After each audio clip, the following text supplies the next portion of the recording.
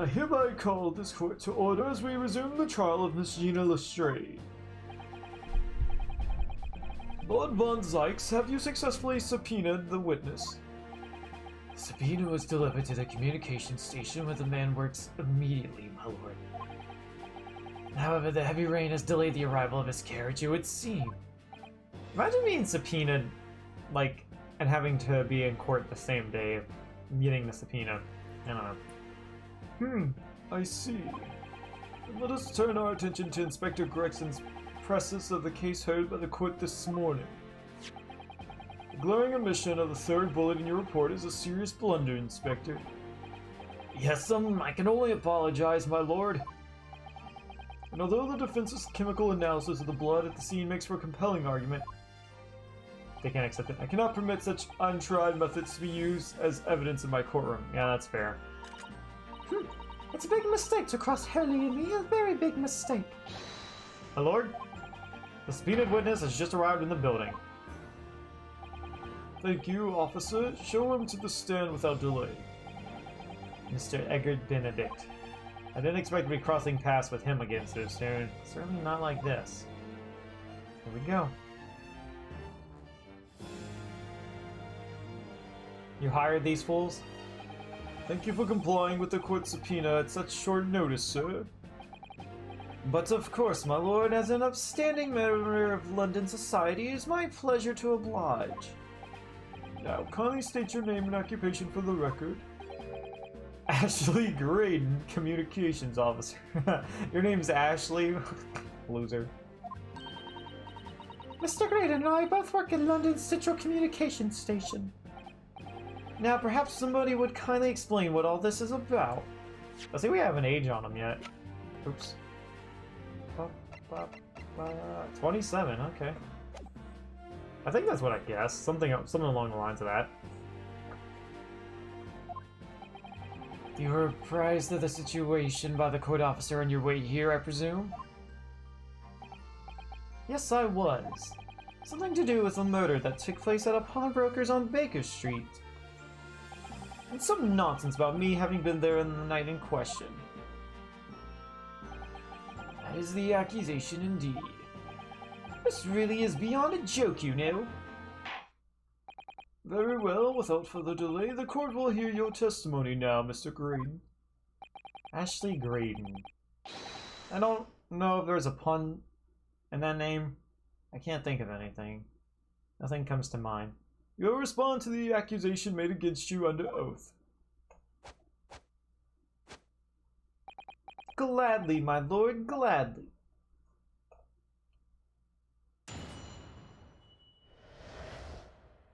Accusation.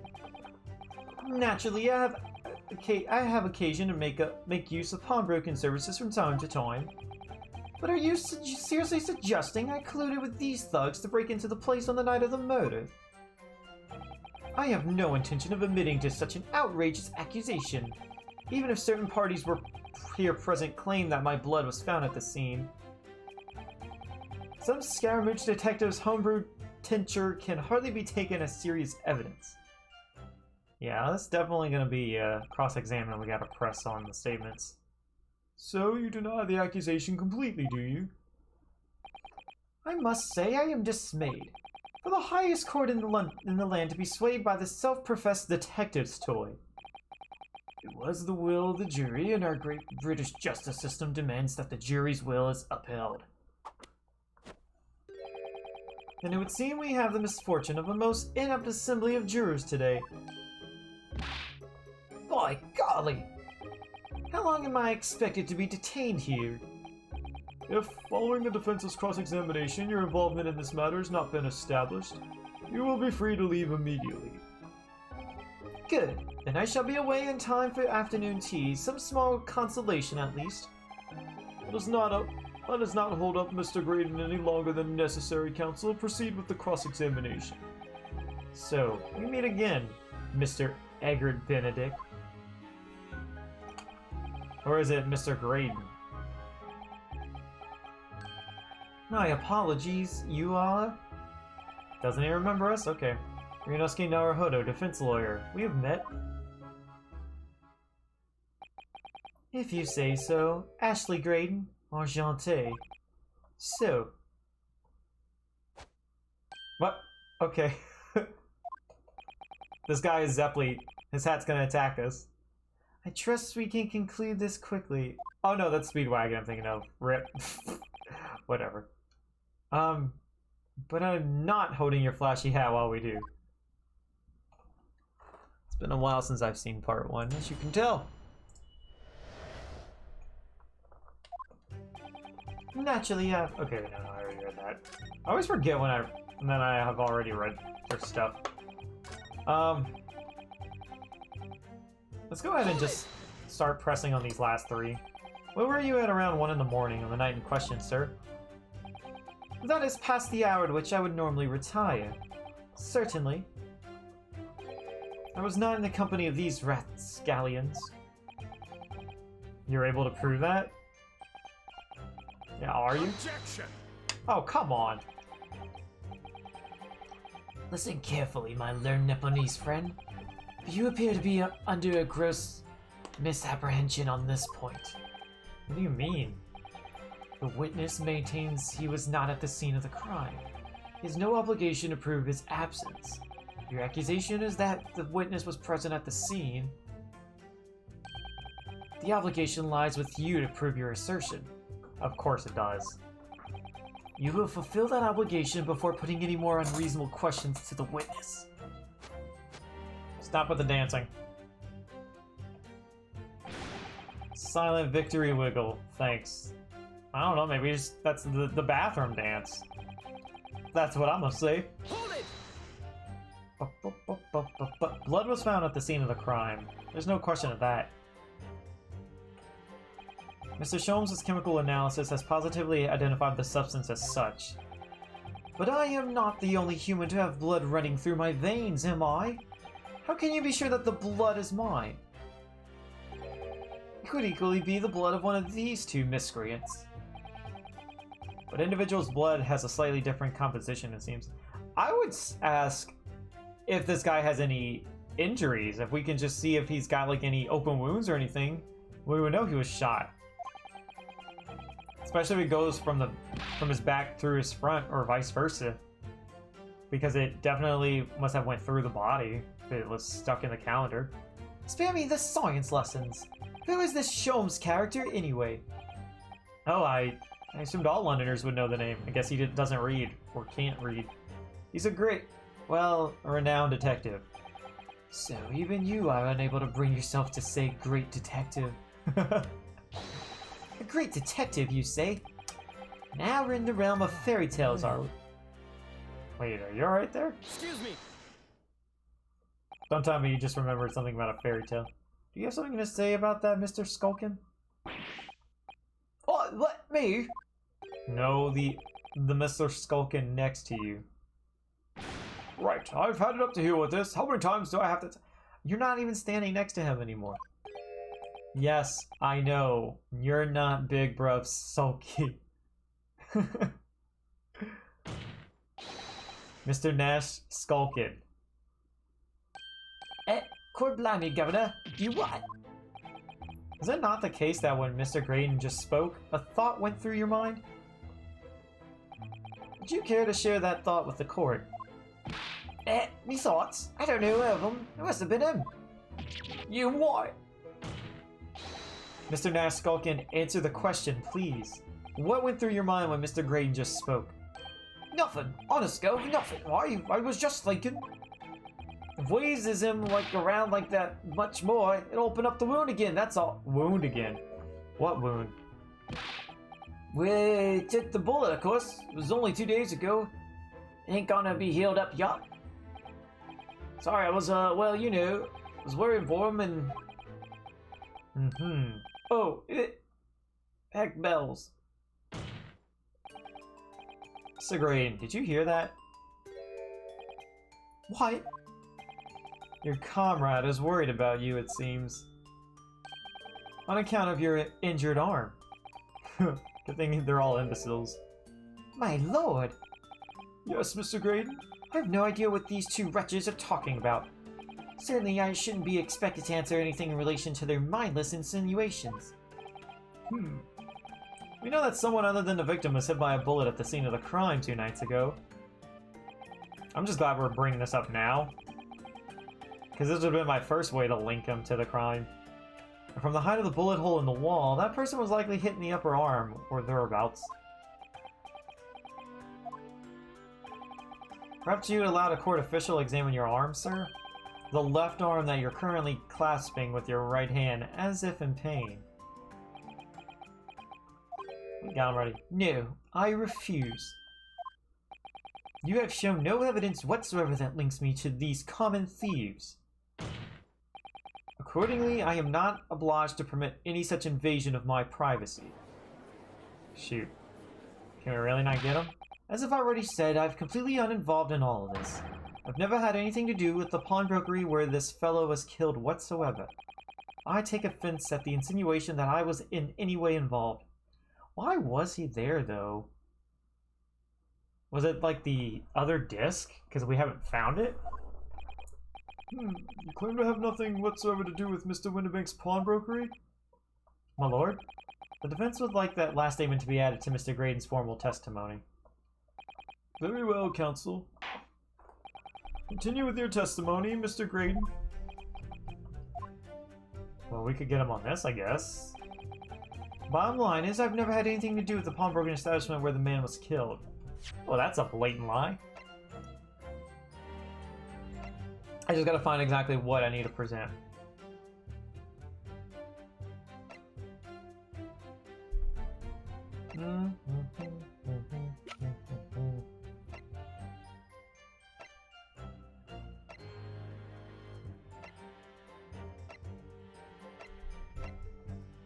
What exactly are we? Would it be the music box disc?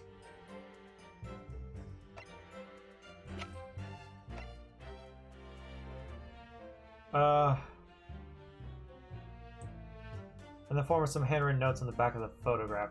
I wanted to, like, I thought we had the ticket. I mean, not the ticket, that little flyer. I thought we had that. That's what I was gonna get him with.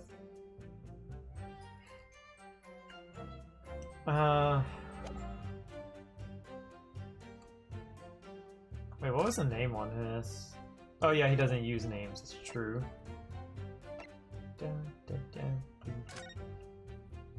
I mean, I don't know if we're supposed to use this or not, because they already said they can't use this as evidence. So the disc itself is what I would assume we would have to use. Let me press the statement. Nah, actually, I'm just gonna present this.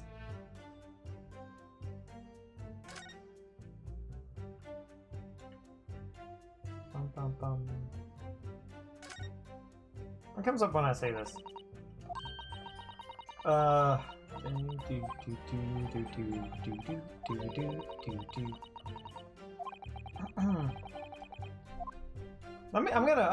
gonna press him first before I present that. Hold it! Never had anything to do with it? Forget that I was there, Mr. Graydon, on the very afternoon of the incident. Obviously, I am not a complete stranger to the pawnbrokers. I'm currently on lookout for an armchair to finish my study. Objection! Okay. No, you were there to redeem an article. I have no idea what you're talking about. Oh, good thing I didn't present. Excuse me! Yeah, we got the inspector. He was there. Do you have something to add, Inspector? Yeah, come again, sunshine. You were there too, in fact, weren't you, Inspector, that afternoon? Oh yes, I do remember meeting yourself and the pawnbrokers that afternoon. You, your young Japanese assistant, and the accused were all present, as I recall. And at that time, the witness, Mr. Graydon, was trying to acquire a particular article. Well now. I'm afraid I don't remember too clearly. Really? You guys arrested him! You literally took him with you. He had a gun pointed at us. What? But you must. Is he being, like, bribed or something? I'm not going to lie and pretend I remember something that I don't. It seems fishy. What's going on here? Grexy showed us the picture before, didn't he? You know from the cameras that... Yo! And Cakes, thank you for the sub. 5 months. Silver Look 181. at that little sexy tater tot. How's it going? You know from the cameras that Hurley installed in Windy Banks. Yes, of course. Indeed, and the gentleman pictured bears a striking resemblance to the witness, I must say. Yeah, he's right there! Exactly, which proves that Mr. Graydon was in the shop on the afternoon in question. Miss Tater be toasty! Yeah, you don't get a co-tater tot here. We like Wendy's, fresh never frozen. At no point have I denied that fact. I merely entered the shop to pursue the articles on sale and have a word with the broker. Nothing more. This makes no sense. I understand why Mr. Grade might be trying to cover his tracks. But why would Gregson be trying to avoid giving testimony about what happened? And before this is like his son or something. That would be weird. That's all he's going to say on the matter, is it? Well, what do you think, Bruno? I think he has no intention of telling us anything. He's well aware that the less he says, the less chance he has of giving himself away.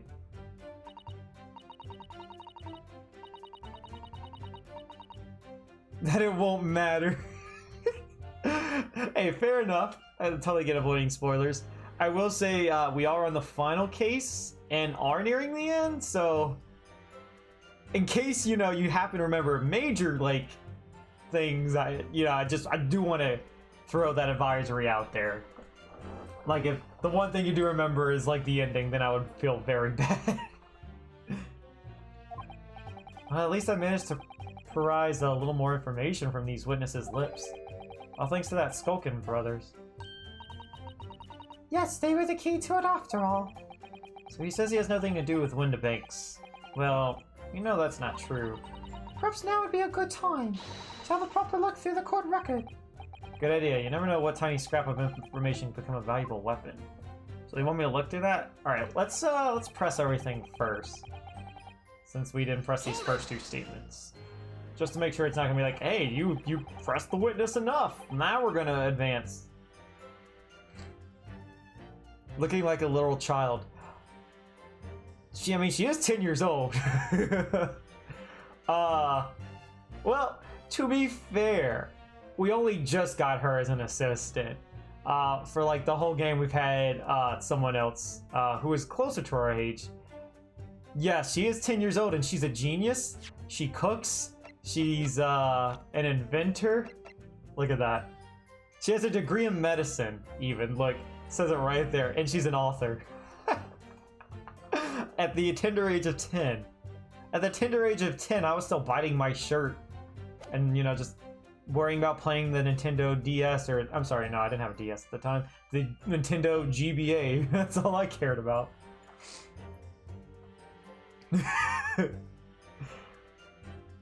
So we've been met in the very pawnbrokery where the crime took place on the afternoon of the day in question.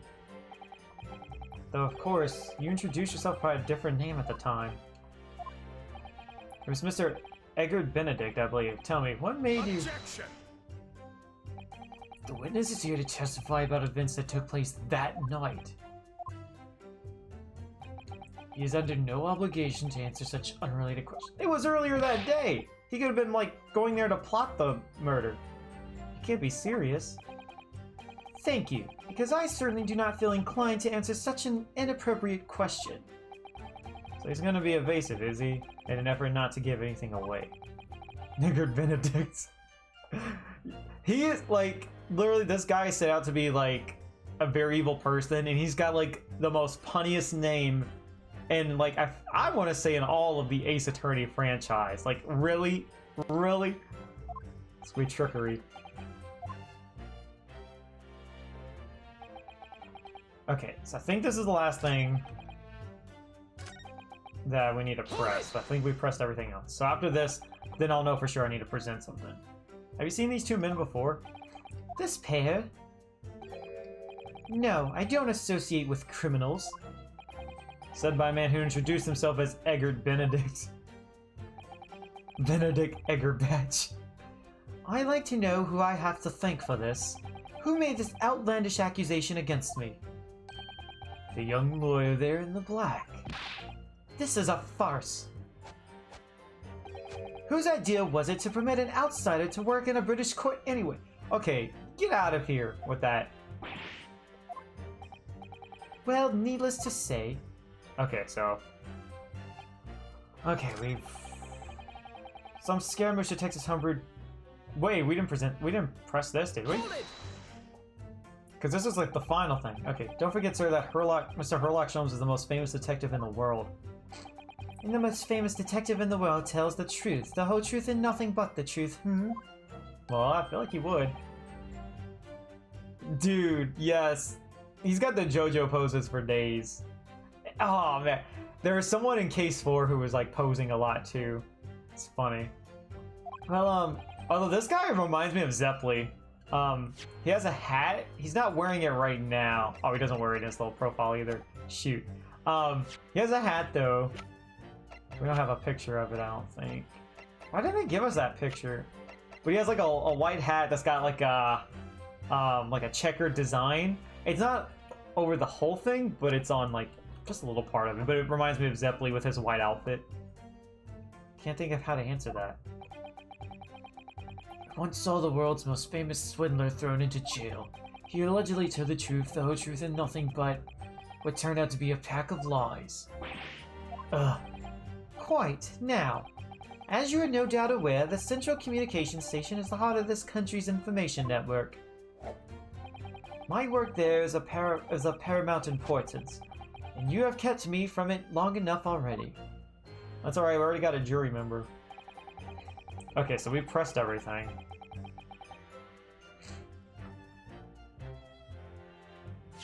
I guess we present the disc, huh? Let me just look at everything else before we present that. It just doesn't have his name on it at all, so I wouldn't think. I feel like I'm kind of like jumping the gun if I try to present it now. Let me look at this. Okay. Never mind. There wasn't any blood on this, was there? No. I found a picture. Right, just take it from the pawnbroker. It doesn't have. So it's either the blood sample, which I don't think it would be, because they already said that that doesn't count as evidence. It's not valid. All right, I'm just gonna present the music disc. Objection! Oh, okay, we got it. Have you seen this disc before, Mr. Graydon? Why? Is it supposed to mean something? This disc was until the day of his murder and pawn in Mr. Windibank's shop. It was redeemed by the defendant, Miss Gina Lestrade. Oh, pancakes. Let me tell you something. Oh God, I feel like the only thing you've missed out, and I don't mean this like as a good thing, I mean in a terrible thing, terribly, ironically, terrible, funny, is the voice that I give the defendant, this chick. It's like a 16-year-old girl who speaks like with a Cockney dialect, so I try to give her a Cockney accent, and she sounds like an old lady whenever I do the voice. And I tried so hard to make it sound younger, and it's so bad. It's so bad. However, somebody mysteriously appeared to try to take it from her. And that somebody was you, of course. Wasn't it, Mr. Graydon? As I have reiterated numerous times now, are you mistaken? Or you are mistaken, that was not me. I've never seen that disc before in my life. It may have escaped your notice, but there is a small smear of blood on the disc. Oh yes, resulting from an abrasion of the thumb, perhaps. That's right. The surface of the disc is covered in hundreds of tiny metal bumps. In the skirmish to acquire the disc, the thumb of the person who tried to take it suffered minor lacerations. Lacerations. I never knew how to pronounce that. Yeah, she was in the last stream. Here, if you want to see what she looks like. This girl. Gina Lestrade. Oh, she's 17. I thought she was 16. Wait a minute, how old is she older than Sasato? Wait up. Sasato. Oh, yeah, she's 16, okay. So while the disc bears the remnants of that skirmish in the form of this smear of blood, the thumb of the person in question must bear the remnants also, in the form of a scratch. Good gracious, indeed it must. Mr. Graydon, you refused to allow a court officer to examine your arm before. Are you now going to refuse to allow us to examine your thumb? Because I have no doubt that it bears a small scratch consistent with the smear of blood on this disc. Yeah, we get at least examine that, right? Well, well. It would seem I underestimated you. What is the meaning of this? So you admit it now.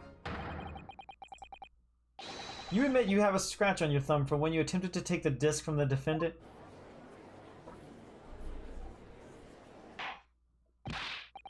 Order, order. Well, Mr. Graydon? It would appear this has been something of a misunderstanding here. I did not attempt to take the disc as you put it. No, quite the reverse. But your accent is terrible. I don't take offense to that. I 100% agree with you on that. I don't literally, I don't even think I'm even saying words when I do her voice. It's literally just inaudible noises. What are you trying to say? It's really quite simple. You see, the disc was mine from the outset. Is there some crime in taking an item that you own out of pawn? What? It would seem, Mr. Graydon, that in this piece of evidence, my learned friend has established a link between yourself and the incident. Accordingly, you will tell the court everything you know about this disc now. As you wish, though I'm quite sure it has nothing whatsoever to do with the pawnbroker's murder. Alright, fine.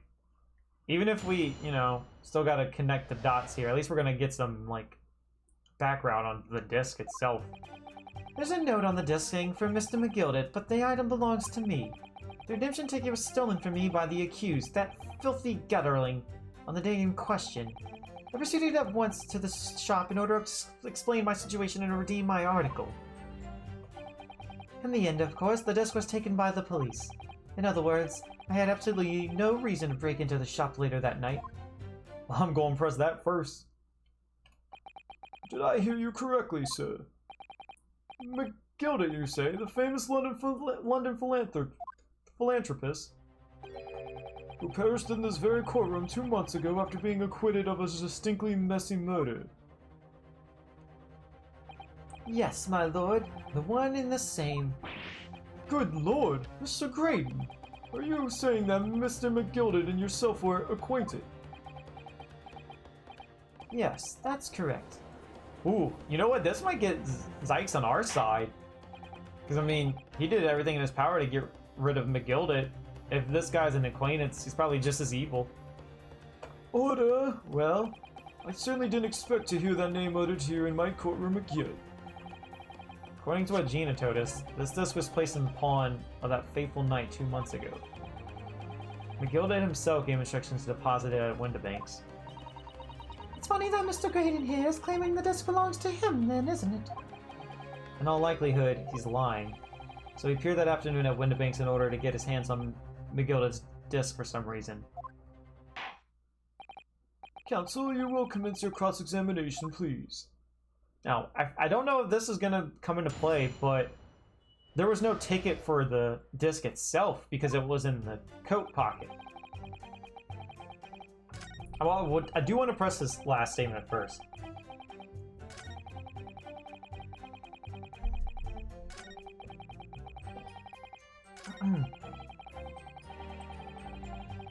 Hold it! But perhaps you've seen something of value among the forfeited items? No, not at all. Oh? A valuer was brought in by the police to assess everything in the shop. Without exception, every article on the shelves was common or garden bric-a-brac. In that case, it's clear. that you broke into the shop later that day in order to recover Mr. McGilded's disc. There was a second one. Have you not been listening, man? Even if I had wanted to recover the disc, you may recall that it has been seized by the police that afternoon. It was no more in the shop that night than I. As I keep saying, I simply had no reason to break in. So there was nothing of McGilded's left in the shop that night. Nothing this man might have been after. I wonder if that's really true. You know, if you have some evidence, then let him have it. I'm dying to see that irritatingly assured expression of his crumble. McGilded slipped the disc into his coat pocket and had it deposit at Windibank's. What if Windibank took the other disc out and put it in the music box that's still sitting in there? We know there's a second disc, right? Then he realized he was going to be arrested on suspicion of the omnibus murder. He threatened Gina and forced her to take the redemption ticket. There's no doubt about it. That witness is lying through his pearly white teeth. Police were obviously after anything left behind by McGilded as well. That's why Inspector Gregson ended up taking the disc into custody that day. But Grexy's being very strange about all this. Must be a reason for that, I'm sure. I just don't know what it is. For now, I need to focus on exposing the fact that Mr. Graydon is lying in his testimony. Okay, maybe Gregson will slip up right here if we mention the police. Yes, it was taken by Inspector Gregson here, wasn't it? That's right. This was the very man. Apparently the police are collecting anything that has a connection to Mr. McGilded. Here we go. Excuse me. Got him. Is something wrong, Inspector? What do you mean? The last remark Mr. Graydon made in his testimony seemed to trouble you in some way. No, it didn't. It's nothing. Leave it alone. Let me ask you this, Inspector. Why is Scotland Yard gathering Mr. McGilded's possessions? It's not confidential? I can't tell you something like that, Sunshine. What is it, Inspector? Investigative secrets? Yes, exactly. You should know all about that. Magnus McGilded, who died so unexpectedly after his trial 2 months ago. A man renowned throughout the capital for his great contributions to public life. Yet he had a dark side too. Where are you going with this, Von Zykes? I suppose the police are dealing with the aftermath of his nefarious activities, are they? That's enough. Coppers like me have duties to carry out while we're at liberty to talk about. That's all you need to know. Duties conferred by Lord Strongheart, I presume? The Lord Chief Justice appears to have great faith in you, Inspector. The bottom line is, if you want to get more out of me, you're gonna need Lord Strongheart's paw print first. Alright, let's get him up in here then. Get his permission. What's all this about? It's like there's something going on between Gregson and Lord Von Zykes here. Well, it would appear that the inspector has revealed all he is at liberty to reveal. Mr. Graydon, let us return to your testimony. Gladly, my lord. Really? Just like that? Okay, I guess I'll just press everything else, I guess. Hold it! Would you care to explain how this belongs to you? And please don't hit any of the other witnesses with your stick. As you will observe, a communications officer such as myself commands a fine salary. You are certainly exquisitely dressed, sir.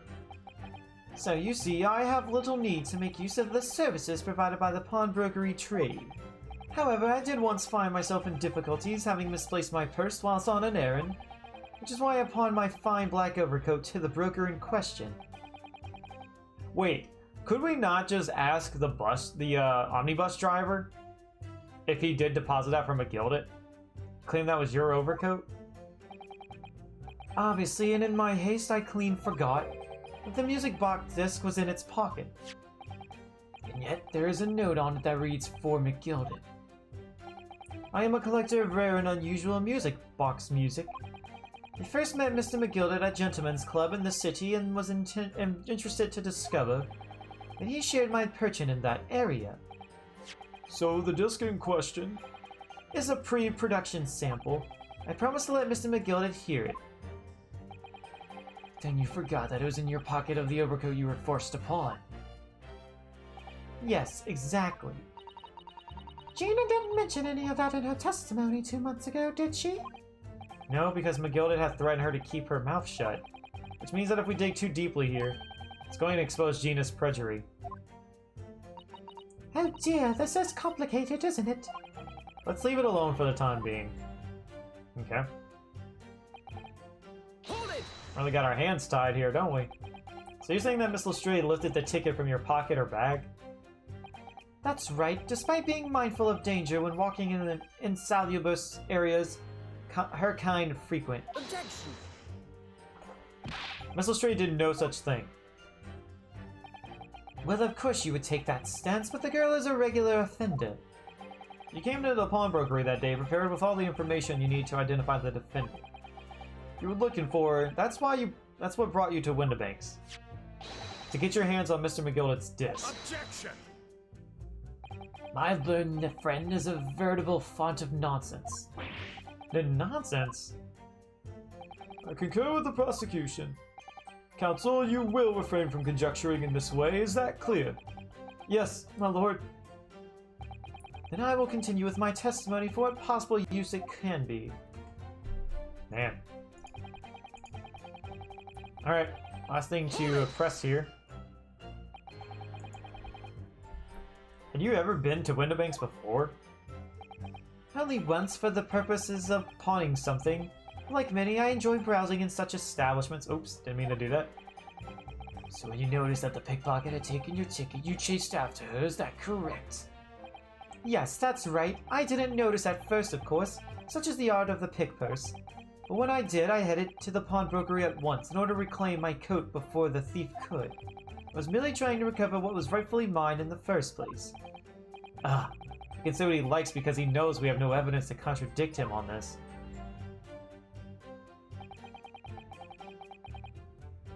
So, that's it, huh?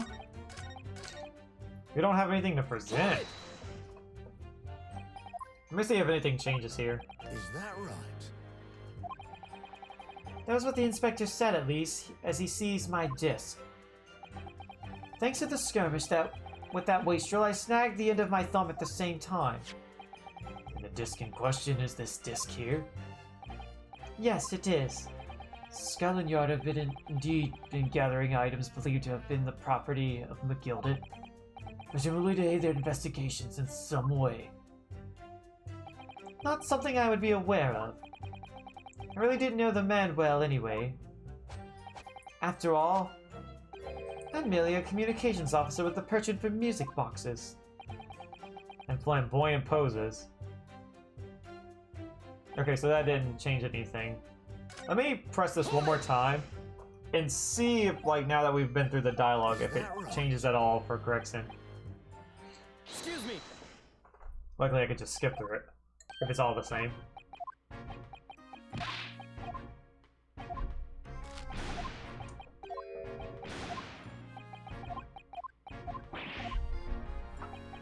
Okay. I guess we're just going to have to present something then.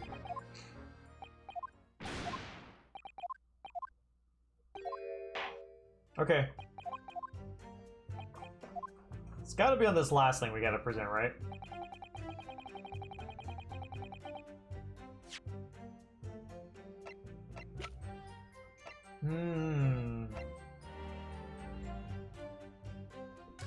I could have sworn, right, that there was 2 music boxes. So why is the other one not coming up at all? Can we see the music box in any of these? No, I don't think so. Okay. Shoot. I'm not really sure exactly what we need to present here.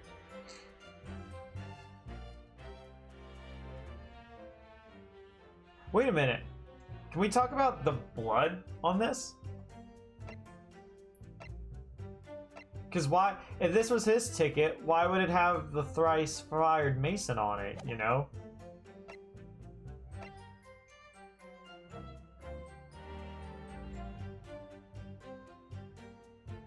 What was this ticket for? I forgot.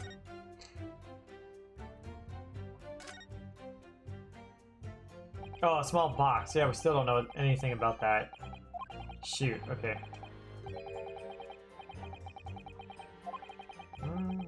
Do do do do do do do do do.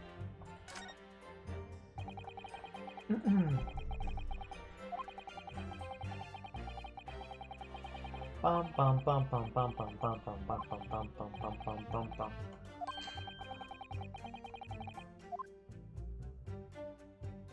Oh, we get to do this. Get the two guests to merge in the middle as one. Trying to do it with my eyes now. Okay.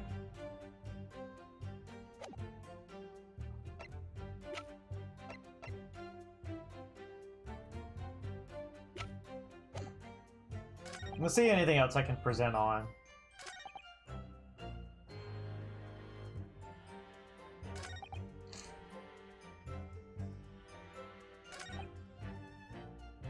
The item belongs to me. The redemption ticket was stolen from me by the accused, that filthy gutterling, on the day in question. I did present, or press this in the other one, right? Just want to make sure before I present. Because I don't know what to present, and I don't know where to present. I'm only assuming the last one, because they were kind of like hinting that you need to present on the last statement. I just want to make sure I pressed everything.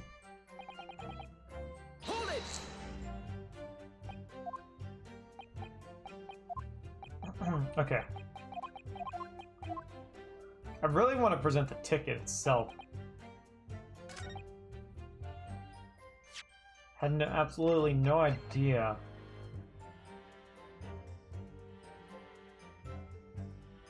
Let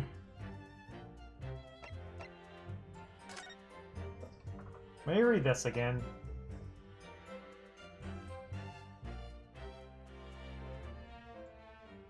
Okay, so this isn't going to come up yet.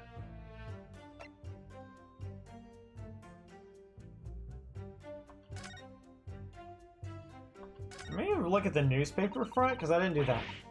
Pawnbroker perishes in pickpocket plunder. How awful for Jenny, I mean. Tomorrow's headline will be Discharged Diver is Dauntless Do-Gooder, right? Yeah, something like that. If possible, I'd like to go even bigger. Bigger? How?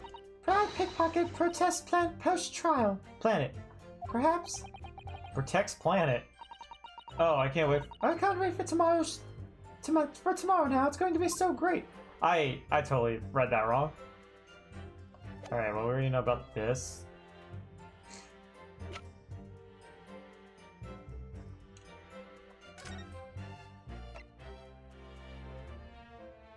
I don't know exactly what to present here.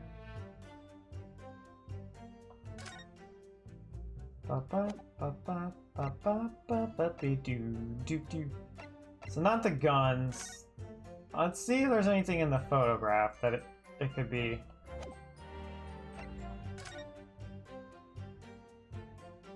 I still can't believe this has never come into question at all. Like, why was this never brought up, right?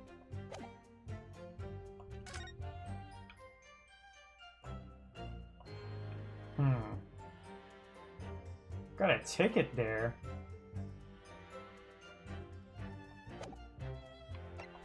Do-do-do-do. Ba-ba-ba-ba. What happens if I click on this? I can't, okay, I can't examine anything. Can't look at the back of the picture or anything. Okay. Not that the back would have anything. I would like to do that. If I could put the two photos in there, that'd be cool. Bum bum bum bum.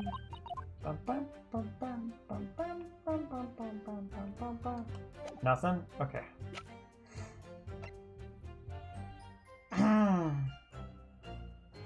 Not really sure what to do. Man, we're really just wasting time here.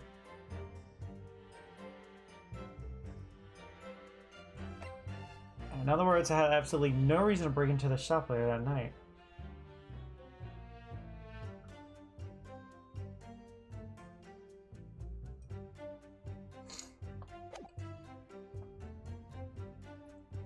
Like, we're not gonna present his blood sample, are we? Let me press this again and just see what we get. It's all good. I'm definitely at a loss because nothing is ringing a bell right now.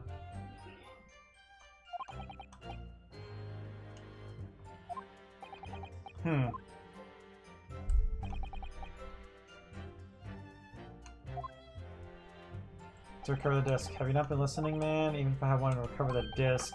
Miracle had been seized by the police that afternoon. It's no more in the shop than I was, and I keep saying absolutely no reason to break in. So there's nothing McGill that's left in the shop. Oh, okay. So okay, we get okay. I got it. Okay, I got it. It is the ticket for the other item. Okay. Something about the evidence in this case is we got like 2 of everything, which is very insane. Like, we have 2 redemption tickets, right? We have 2 guns, 2 photographs. It's just crazy how much. Okay, it's not a pawnbroker ticket box. All right, here we go. Objection. There we go. This disc was deposited at Windibanks on Magnus McGilda's instructions. You knew that. You went there with the intention of obtaining it for yourself. Objection. Conjecture again, and in any case, the disc was taken into custody by the police that afternoon. The witness had no reason to visit the pawnbrokery again that night. Objection. At least we're gonna go ahead and establish this is connected somehow. Sorry, my learned friend, but that's not true. Oh my gosh, he just called him the learned friend. Oh, using his words against him. Let's go, Naruto. What? Mr. McGilda had another article in pawn at Windibanks, as this second pawnbroker's ticket proves. There were 2 articles belonging to Mr. McGilda in Windibanks pawnbrokery, and the reason you broke into the shop that night was to recover the second one, together with your 2 accomplices, the Skulkin brothers. This is the second ticket, is it? What had the man deposited? The article description reads, 1 small box. Oh, that one's probably got the second music disc. Maybe, it's gotta be. Rather vague description, it seems to me. Are you suggesting that I broke into the pawnbrokery with these clowns in order to steal some trinket box? That's exactly what I'm saying, sure. I believe there are adequate grounds to suspect that you did. This is absurd. Why on earth would I do such a thing? Once the article has been forfeited, I could simply walk into the shop and purchase it. There would be absolutely no need for me to resort to theft. That's a good point. Indeed, the witness makes a solid argument. So that means for some reason, this green fella needed the small box that very night, does it? Objection. It's time to put it into this nonsense, my lord. Could you be a little less cryptic, Lord Von Zykes? I do hate to ruin my learned friend's argument, but the truth is quite incontrovertible. On the night in question, no small box was taken from the Windibanks pawnbrokery because it's still there. They haven't been able to find it. And rest assured, the prosecution can prove it. Oh, no! Okay! Oh, what if the box did have the other disc, and because it expired, Windibank just put the disc, took it out of the box, and put it in the music box. That's gotta be it. So there's no box to be found because he probably just got rid of the box, because all that matters is the contents in the box, not the box itself. That's why they're not finding a box. Good gracious. Inspector, show the photograph prints to the court, if you please. Yes, sir. What prints?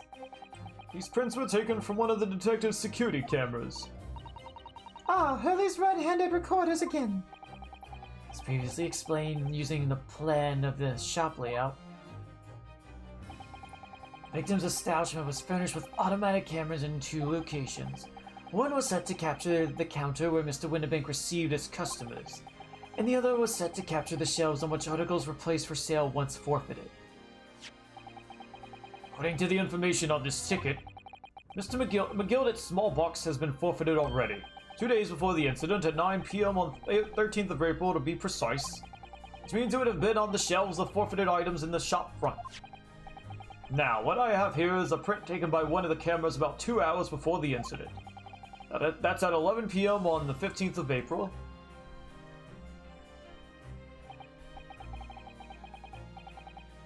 The victim certainly had a very full shop, it would appear.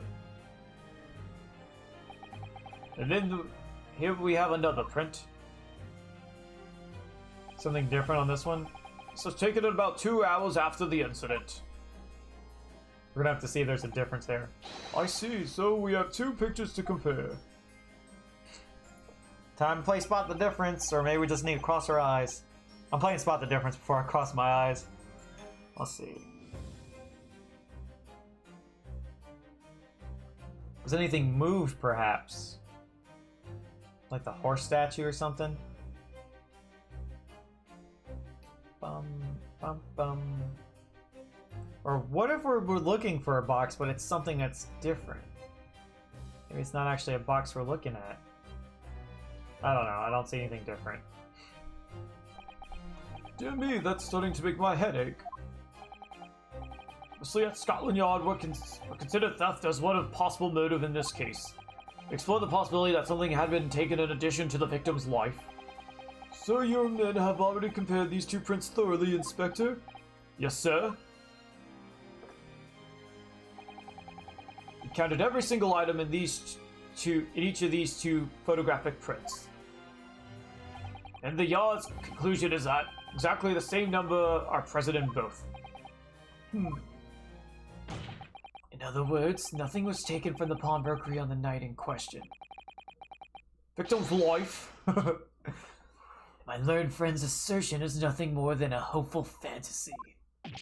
I don't believe it. If I could have just shown that he's stolen McGilded's pawn box, I might have been able to break him down at last. You know what, Bruno? I've been thinking. Gotta cross your eyes again? I don't see no depth. I'm letting them do the dirty work. It's hard trying to cross your eyes and find some. What if these 2 photographs really are exactly the same? What? What, are you saying someone tampered with the camera? Oh, okay, are we really gonna go there?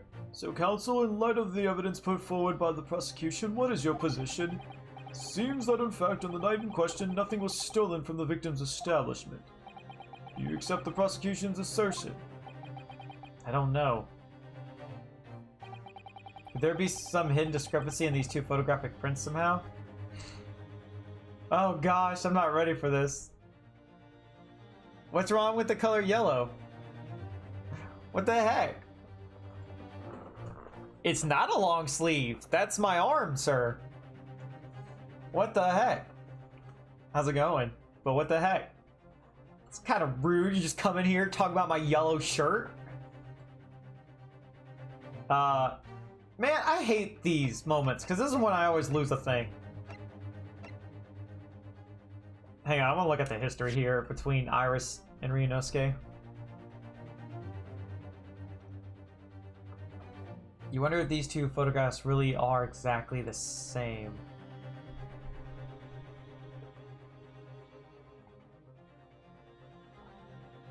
I don't know.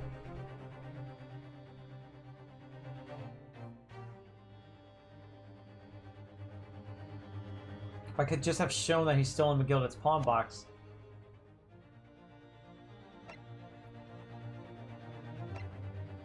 Let me see what the judge is saying.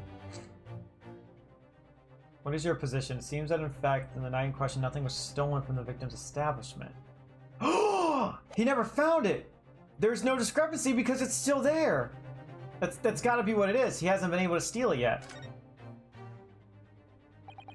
However much I look at these 2 prints, I just can't see anything that went missing. I still think it's in the music box. Miss Muller, I can see nothing wrong with the photographic evidence put forward. I better not get in trouble for this. This is what I'm thinking, that's what they're like trying to lead me to think. Very well, in that case the matter is settled. No, wait, Truno. Gosh darn it, I'm gonna lose something. Ah, I hate this. I hate this. They always trick me with this. There's something out of place with these two prints, I'm sure of it. Iris. What about the trick we just learned? Oh, they want me... Oh, I'm supposed to use a stereoscope. Okay. Alright, well, I'm about to lose a point here. Ah. That's way too early. Without crossing across another map. That's funny. Whatever, I'll take my little point away. Alright, I'm supposed to present the evidence. Okay.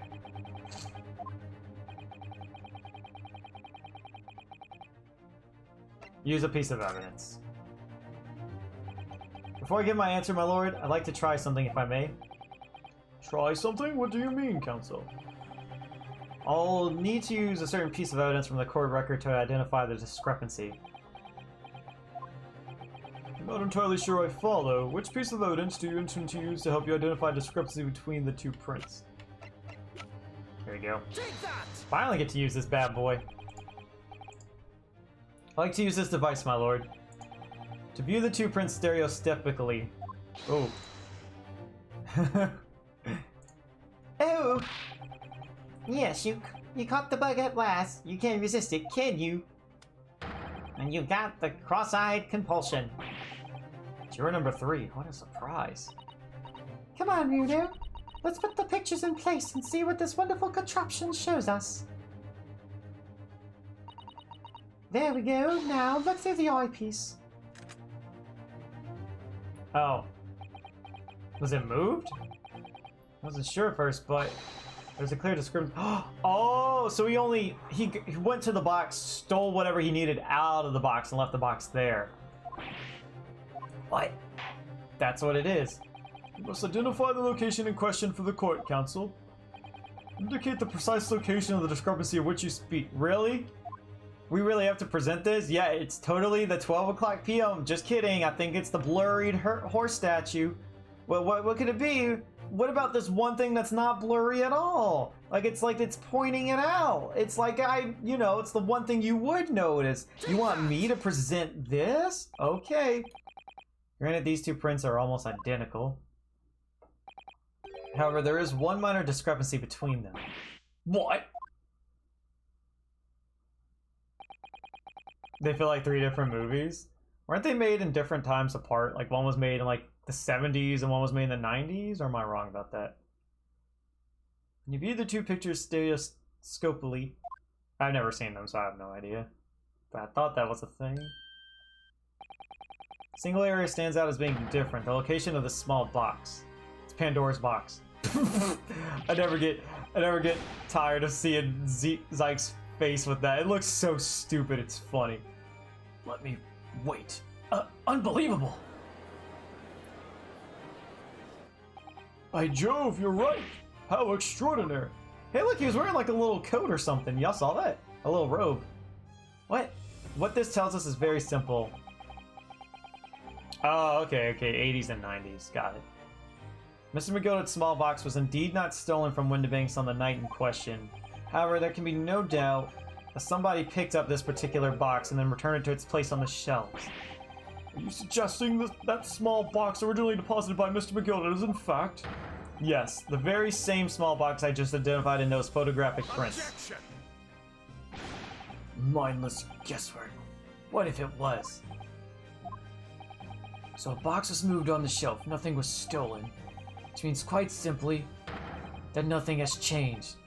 That may be true, but... Alright. McGilded's box wasn't stolen then. But doesn't the fact that it was moved like that change things? Changes everything. I believe this changes everything about the case. How can that possibly be? The crucial point is the fact that what was moved was a small box. In other words, we have to consider what might have been inside that box. What are you suggesting? I'm suggesting that we need to examine that box as soon as possible. But he probably already took it, so we'll never know what was inside of it, right? A vital piece of evidence is sitting on the shelves at Winterbanks as we speak. Objection! That won't be necessary. Some little box belonging to a man who died 2 months ago can't possibly be relevant to this trial. But it was McGildit's, and they're trying to take everything that was linked to him. The court does not uphold your objection, Lord Von Zykes. Bailiff, arrange for an officer to go to Baker Street at once. Obtain the small box in question and bring it back here for further examination. He would have taken. Okay. If whatever his face, Ashley, I don't know his last name, I forgot. If he really did like move it, I would assume he took whatever was inside of it and ran out. If not, he was very stupid. If he just left it there.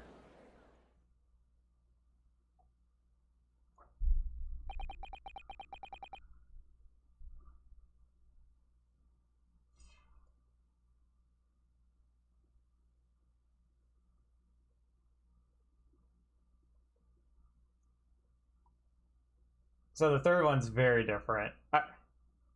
I'm assuming, yeah. I knew a little bit of it, like the chainsaw thing or whatever. But yeah, sounds like as it got on, it just gets very campy. We should have a report within half an hour. I think perhaps we should recess for a short while until the evidence is brought forth. To be hoodwinked by such a farce. Disappointing. I beg your pardon, Lord Von Zykes. This is nothing but a smokescreen, a Nepalese specialty, it would seem. What are you trying to say? My learned friend has persisted with the same line of reasoning from the very beginning. That this witness's intent was to steal an article belonging to Mr. McGilded from the pawnbrokery.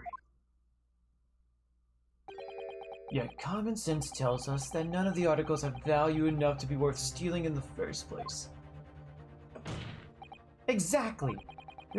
It would be beyond absurd to break into a place for the purpose of stealing such commonplace property. Unless it had value to you.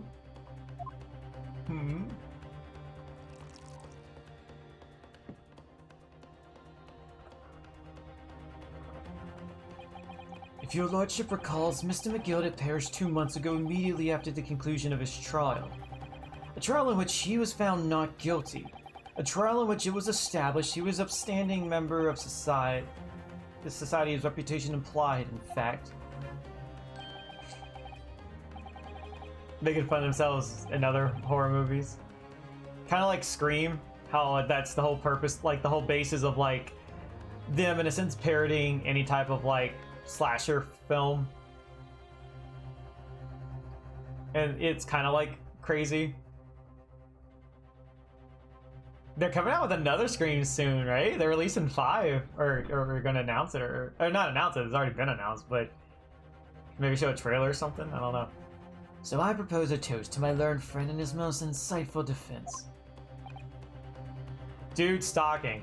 I recommend watching Scream the TV series. You can see it on Netflix. That's really good. It's not it uses like it's not Ghostface, but it's like a mask similar to Ghostface. But it's like it takes it more serious. It's not like very like crazy, but it's really good. The articles this upstanding member of society pawned were entirely ordinary. A black overcoat that just happened to have a music box disc in one of its pockets and a small box. I assure you, I wouldn't accept even if the man tried to make a gift of such things to me. You're watching for a while now? Oh, you've been meaning to watch it for a while. It's really good. You know, that does make... Oh, okay, whatever.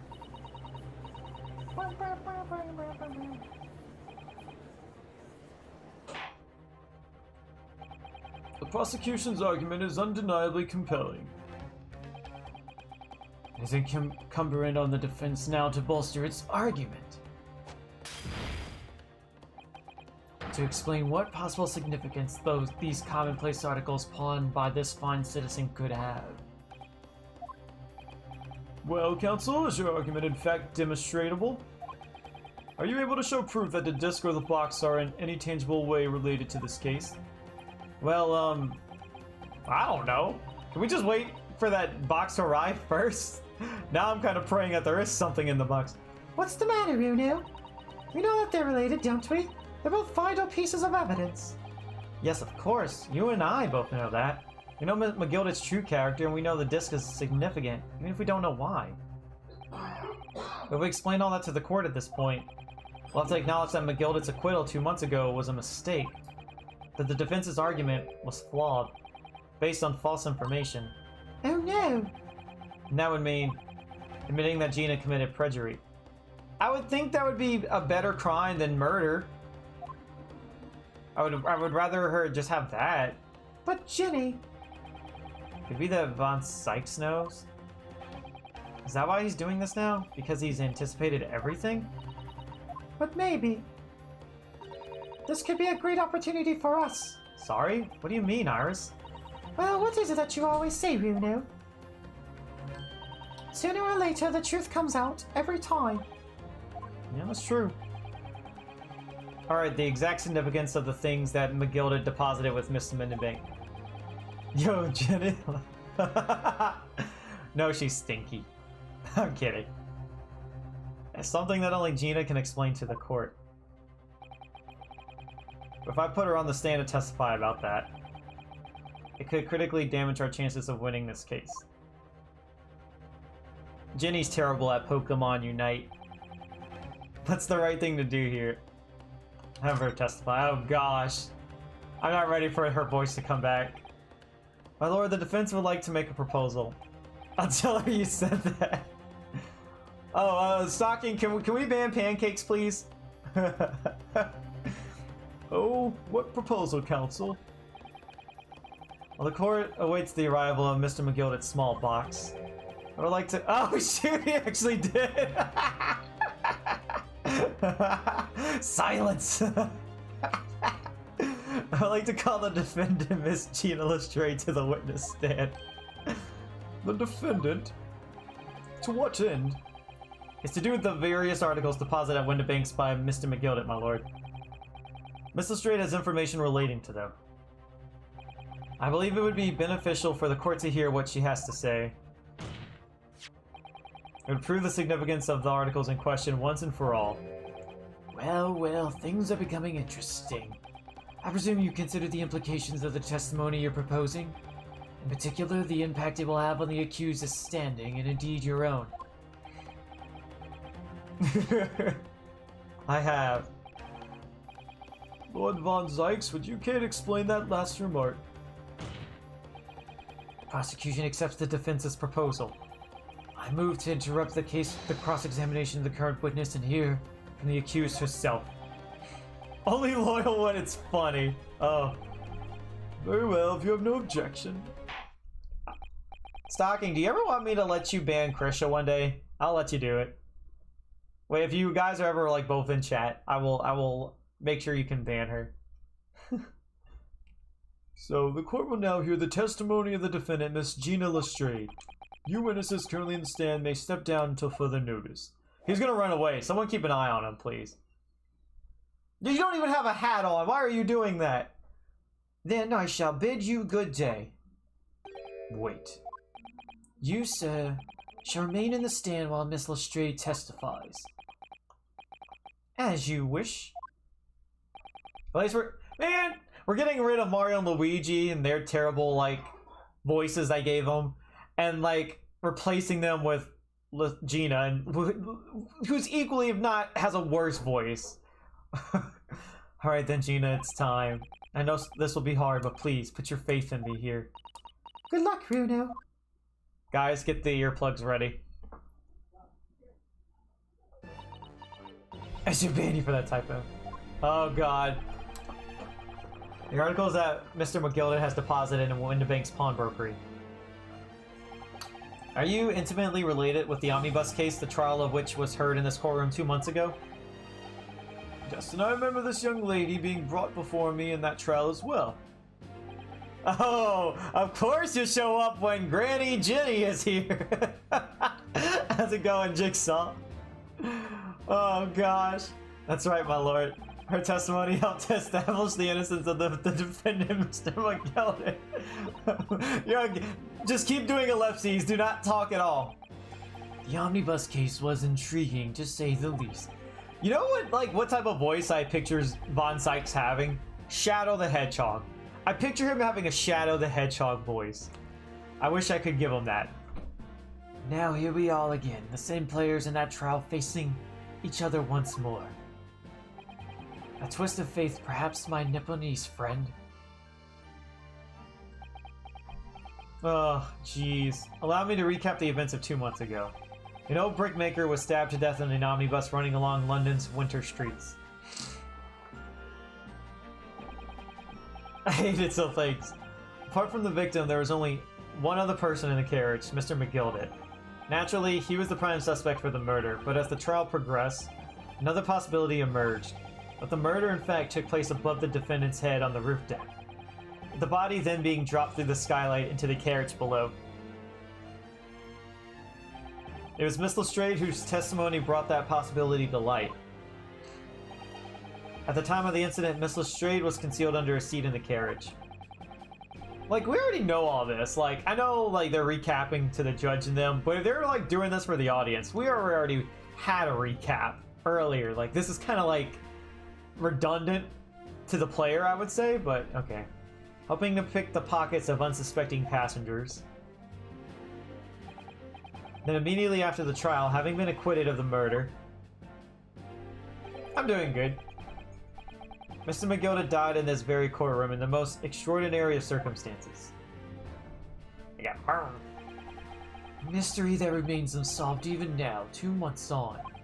As indeed does the omnibus murder itself. Be that as it may, I recall neither the disc nor this small box being mentioned in the course of those proceedings. Miss Lestrade? Yeah, just keep looking. Could you tell the court now, please? What really happened in the omnibus 2 months ago, I mean? I don't know what you mean. I already said all of what I know. It begins. And what about everything you told us yesterday from inside your prison cell? Please, Miss Lestrade, this is extremely important. What? Remember, little girl, if it transpires that you willfully withheld information in the trial 2 months ago, the Home Office will seek to prosecute you for perjury. He's just trying to scare you. Naturally, you will lose all credibility as a witness. Although, let's face facts, you have little credibility to lose. Kinda does have a point about that. That's a really good movie. I think New Nightmare is, like, ingenious. I thought that was really cool.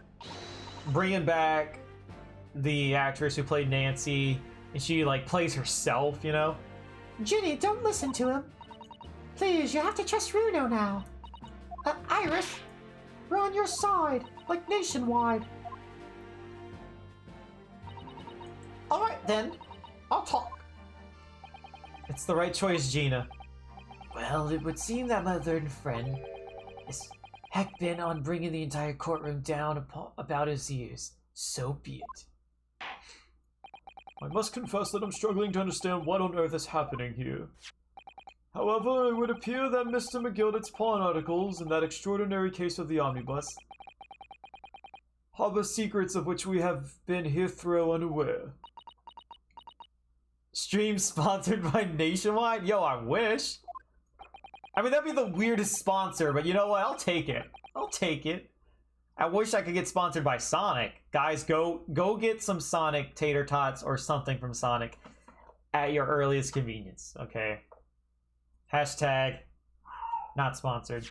Hashtag wish I was sponsored. Hashtag look at me, I'm Gen Z over here with all my hashtags. Miss Lestrade will now... Okay, I think I read that already. You reveal the truth, a commodity sorely lacking in your original statements. This is it then. Everything's going to come out.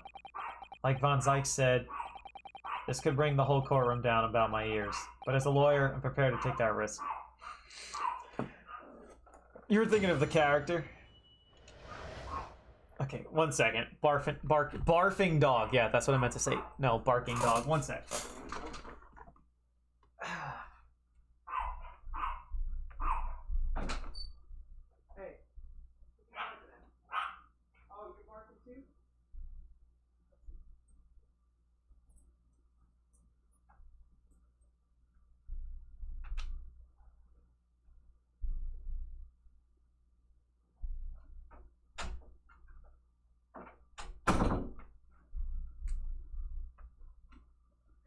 Well,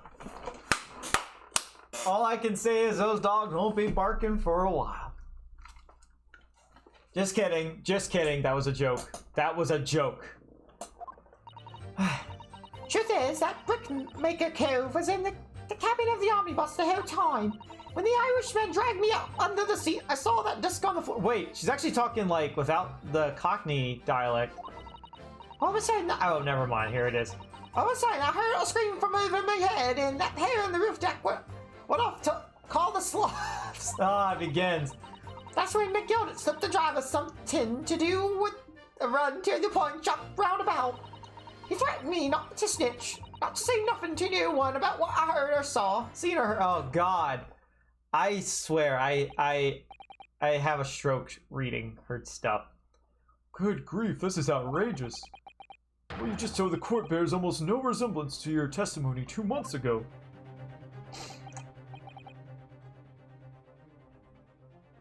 Alright, stalking, sounds good. I drugged the dog. You treated the dog like you're the Russian treated his mouse. No, I would never. As you said, my lord. Then there's every chance. I may have adjudicated an error to McGildit's trial. Sounds very much to me as if the man deliberately deceived this court. Well, duh. In an effort to cover up the most wicked of schemes. That's fine, he's dead. Without doubt, your lordship is correct. A great injustice was done in this courtroom 2 months ago. The actions of the accused in that trial, of this witness and my learned friend, are entirely inexcusable. Well, it's not our fault. Well, we're probably going to lose credibility ourselves. I was not in it. You are you, listen at you, the lawyer there. Didn't know nothing about it. Humbug. Oh, they're all going to say guilty now. I don't think so. Are we really expected to believe that? He really stitched everyone up, didn't he? What an operation to get the man off scot-free. Unforgivable. Stop. The lawyers have to stop. Stop. Oh no, doggos are barking again. Hang on. Let me go see. 1 sec. Sorry.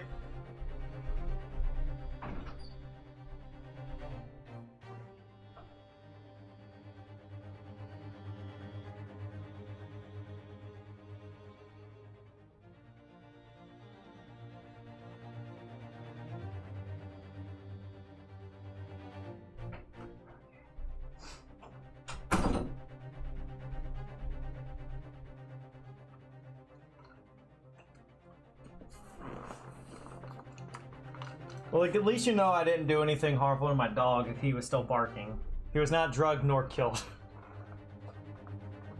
The defense made a terrible error of judgment. I intend to take full responsibility and suffer whatever consequences are deemed appropriate. However, it's imperative that the court allows the witness to elaborate on her testimony, because the true significance of Mr. McGildit's pawn articles must be brought to light. Whew! We gotta take a long journey to get to our destination, huh? Very well, my learned student friend. Given the depths of calamity you have just plunged yourself into, this may well be worth hearing.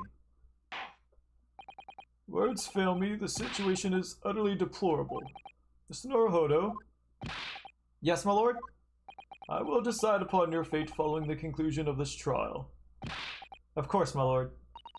Blimey, Mr. Naruhodo. Now, counsel, proceed with the cross-examination. Here we go.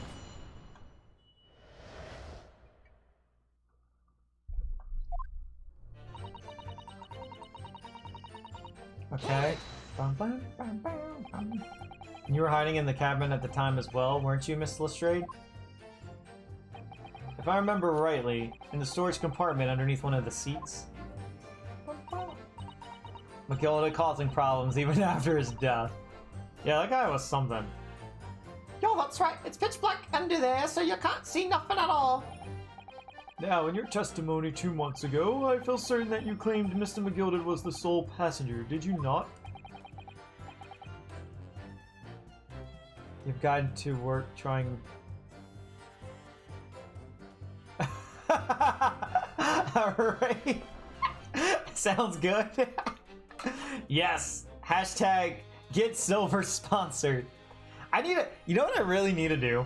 I really need to, like, start bringing Sonic into my streams more. Like, I got an idea. Hashtag blame Micah.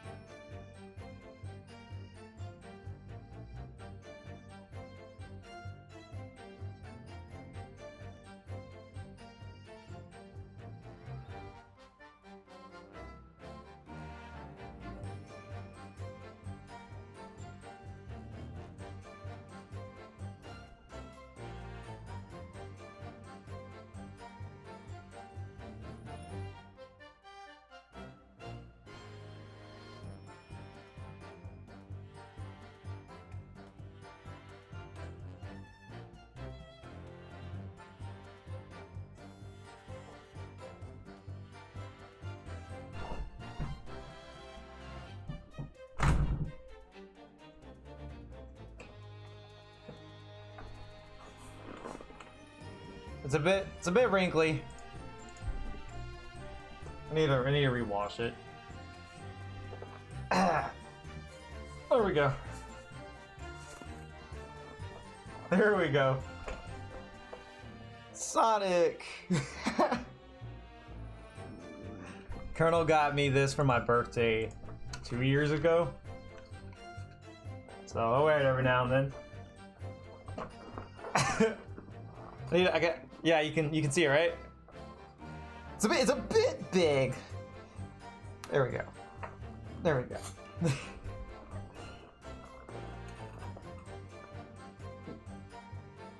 When you next open Twitter, oh god, you gonna do something on Twitter? False testimony, my lord. That's what I told him I had to say. It's important that you tell us the truth now. When McGilded and the victim are acquainted... Yo, you guys want to do a stream where we go to Sonic? I've actually, I've done that before. I want to say it was like at the beginning of last year, like around February or March or something like that. I think it was in March. I could be wrong. We actually did drive to Sonic. I ordered food from some tater tots from Sonic. I even told a joke to the car hop person that came to give me the food on stream. And then I went home and ate tater tots on stream. And there was another time I was at Christian Comedian's house 2 years ago, like around March or so, and we ordered a buttload of like tater tots from Sonic. Like we literally ordered just tater tots, put them in a bowl, and we were just eating tater tots on stream over like playing a game or something. No, that was before I started saving like VODs and stuff, sadly. I don't know. But next time, I will, if we do a Sonic Tater Tot stream, I will announce it ahead of time, and we'll do it. What if we made that something you can redeem with channel points? You could do that. I'll do it later. I'll add that as like something we can redeem. But I didn't hear him talking a lot. The only problem is you can't even see it. Shoot. Like I said, it is a bit big on me. So, okay. I'll just have to sit up the whole time. Oh boy. I'm sitting like this the whole time. What are they talking about? Or until like 2 seconds from now when I'm gonna like take the shirt off because it's too hot with 2 shirts on.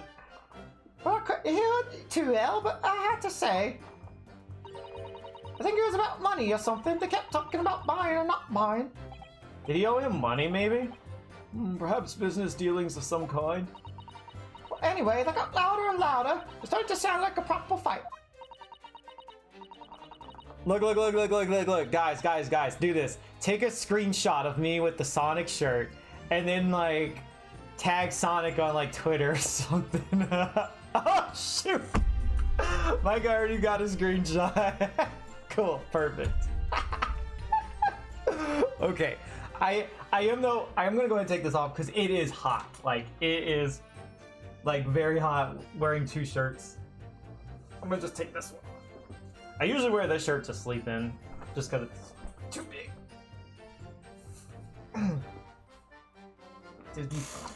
Or when I go in the evening to Walmart or something, I'll wear it.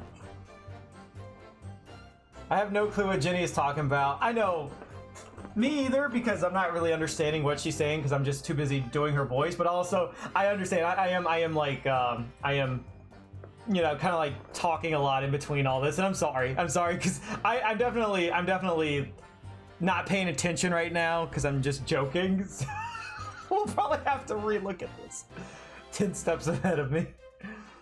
It's pretty scary by then. I hardly dared to breathe, and then all of a sudden, I heard a noise like someone's kneeling over on the floor. It was blooming loud and all.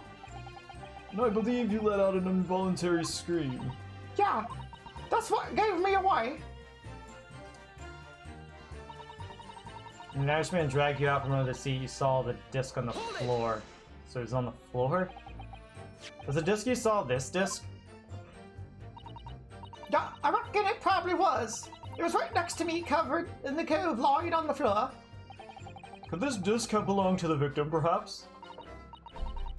I don't know, but McGilden picked it up pretty smartish.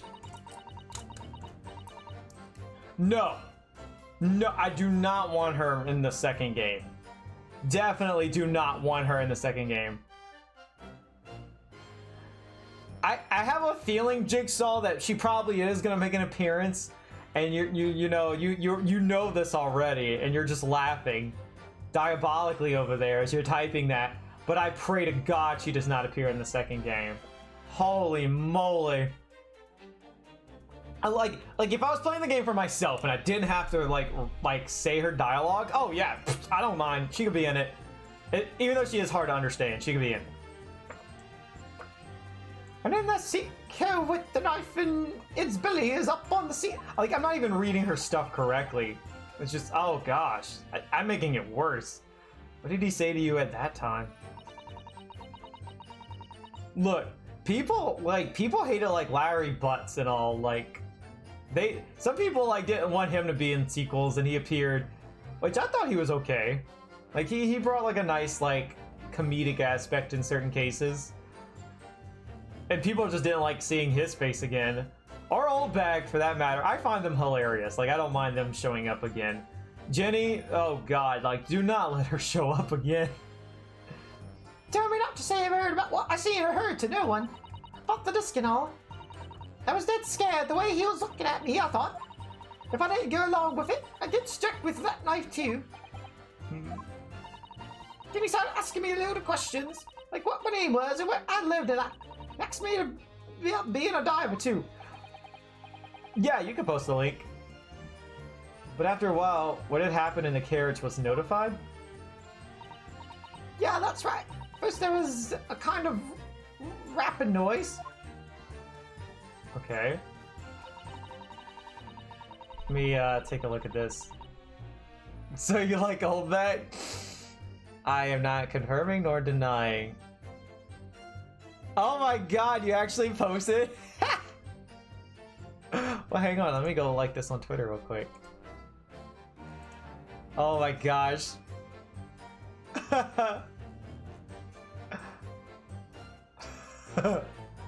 Constantly makes you crave one. Oh my gosh. Oh, thank you. I appreciate that. I do. Oh my gosh.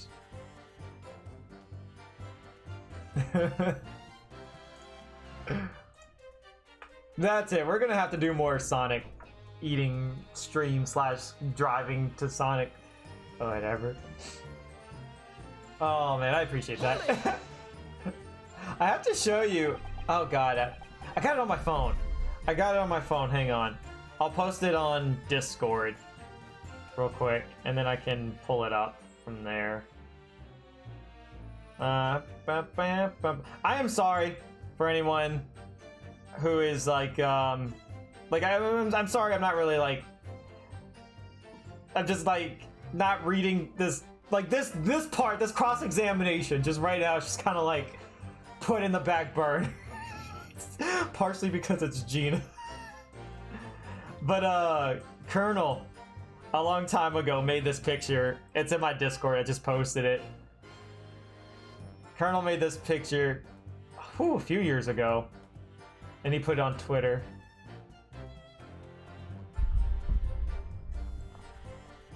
Nah, you're good. You're good, Pancakes. You're good. There were two gentlemen occupying the seats on the roof deck, I believe. Believe me, I need a break because it's frickin' Gina over here.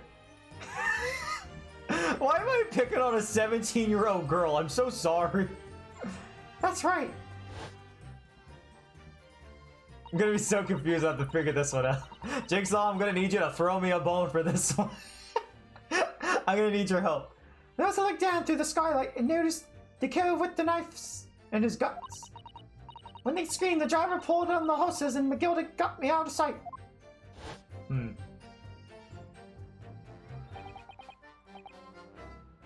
She's only been here for like 3 in-game minutes and you only need a break.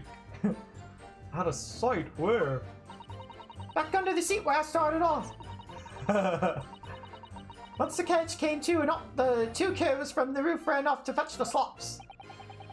They immediately left to fetch the pipe. It would appear they were entirely unrelated to the incident. So that left McGilda, the driver, and you still at the scene. Yeah, only the driver didn't know I was there because I was under the seat. I heard the cabin door open and a voice from the outside. The driver, yes, he also testified in the trial, I believe. Fellow who went by the name of Beppo, if memory serves. Wow, when the judge has a better memory than you. This case was 2 months ago. Meanwhile, I played this game like 3 weeks ago. I can't remember this guy's name and the judge can. Ooh. What did McGilda and the driver say to each other? I don't know what happened and stuff like that mainly. Look over at the other witnesses. Oh shoot. I'll press these last 2 statements, and then I'll like repress and look. I don't think anything like popped up, but yeah, it's probably gonna have to be that, because this is definitely just information gathering, a cross-examination, not you're lying. Here's evidence type of cross-examination. I always say there's 2 types of cross-examinations.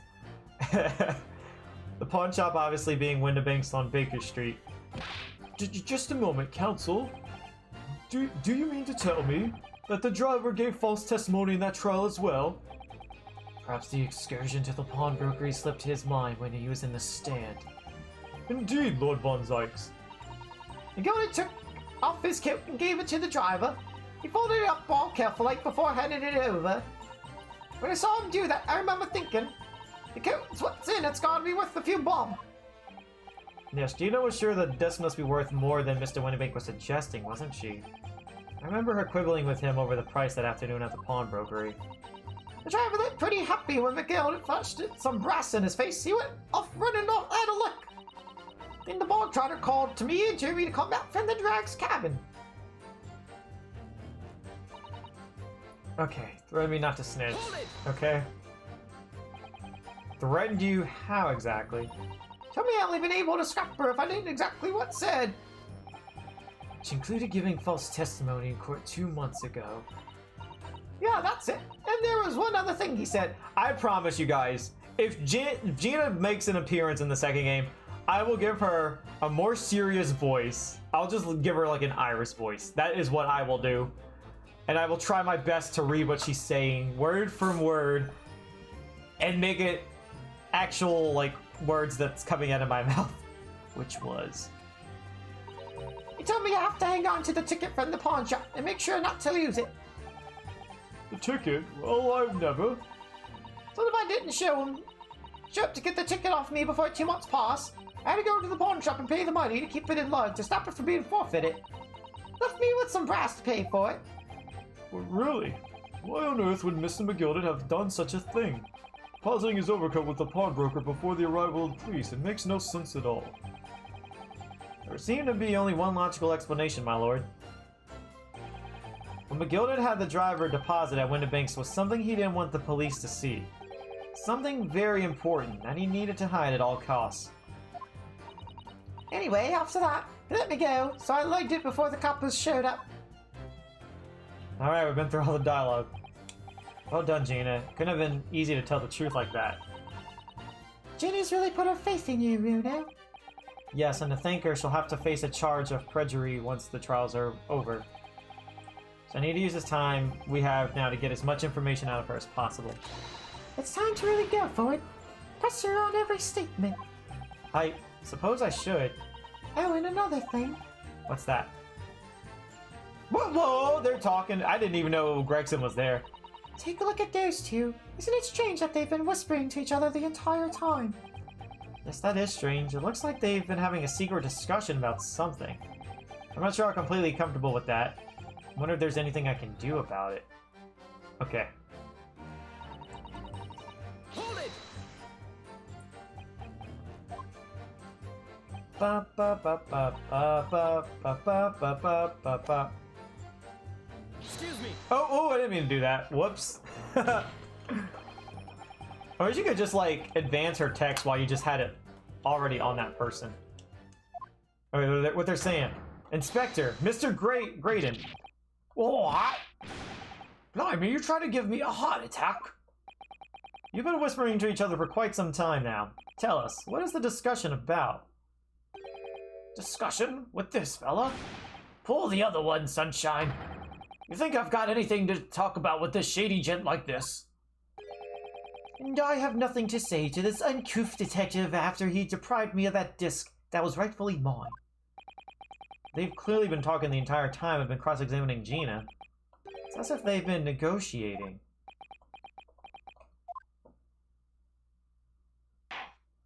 Wait, you mean to tell me I could have just done that from the start and I didn't have to press anything and read any of Gina's stuff? Of course! Of course! I don't know, no, I think you probably had to press them on that and also press her on everything in order to advance, I'm sure. Thank you, Miss Lestrade. Thank you, Counsel. I've heard enough. I believe we now have a reasonable understanding of what actually transpired on the omnibus.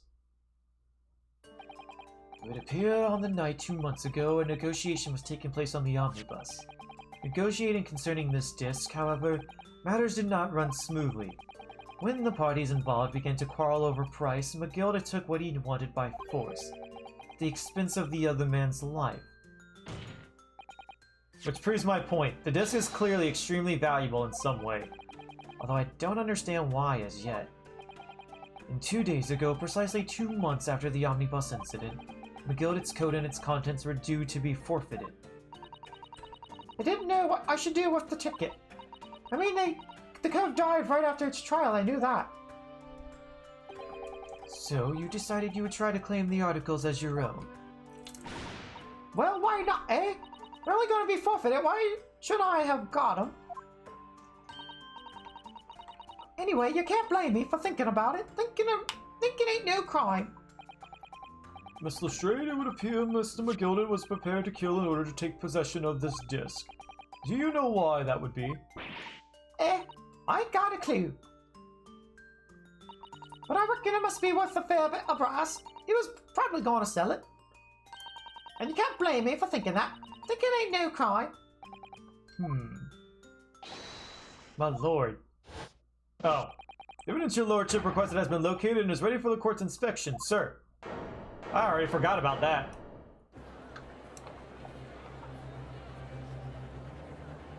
Alright. Is there even going to be anything inside that box? Mysterious little box deposited by McGilda 2 months ago.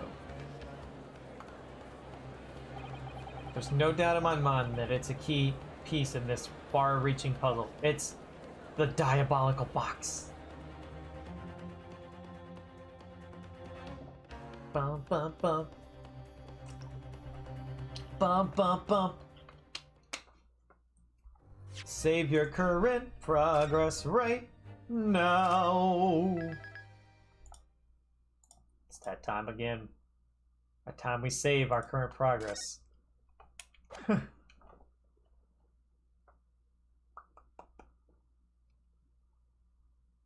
Looks interesting, doesn't it?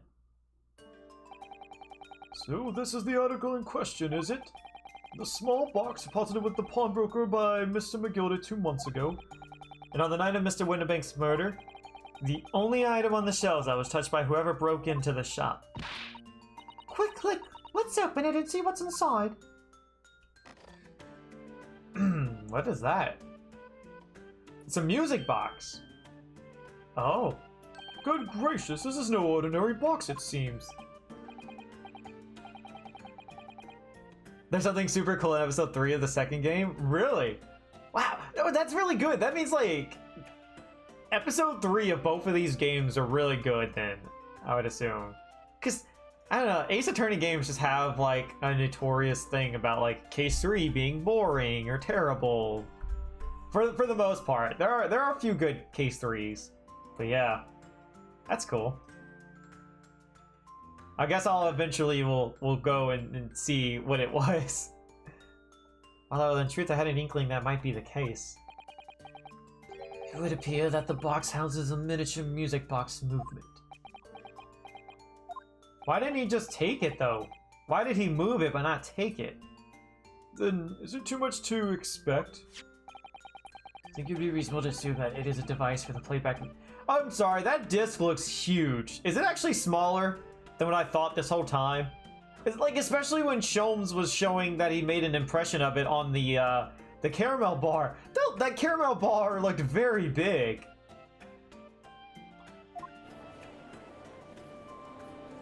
You're not too crazy about the episode itself. Oh, okay.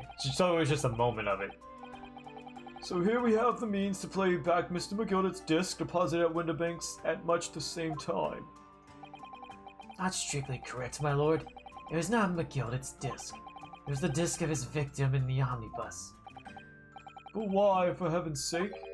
Are we to understand that the brickmaker was trying to sell this music box disc to McGilda? Oh, he hasn't done that in a while. I believe the answer will become clear if we listen to the music on the disc, my lord. What if it's like a communication? Like Morse code or something. Yes, very well. Let the court now listen to this curious disc at last. Oh, what now? Wait, my lord. Gregson must be evil. Good grief, what is the meaning of this, Inspector? The music box and this disc are, well, they're unrelated to the case.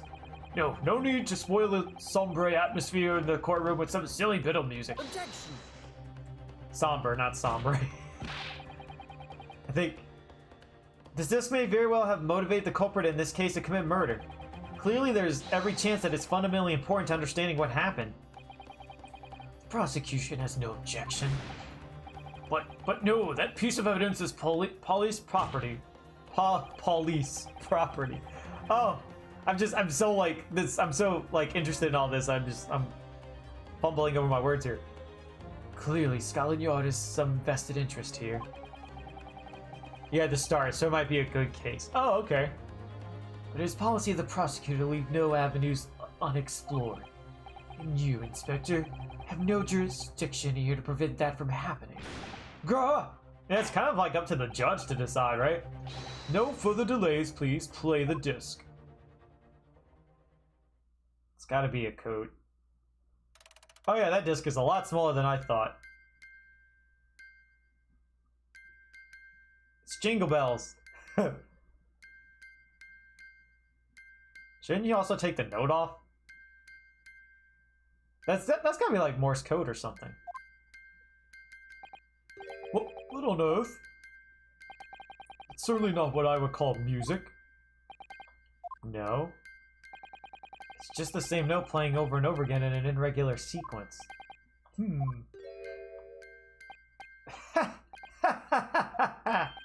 Mr. Graydon?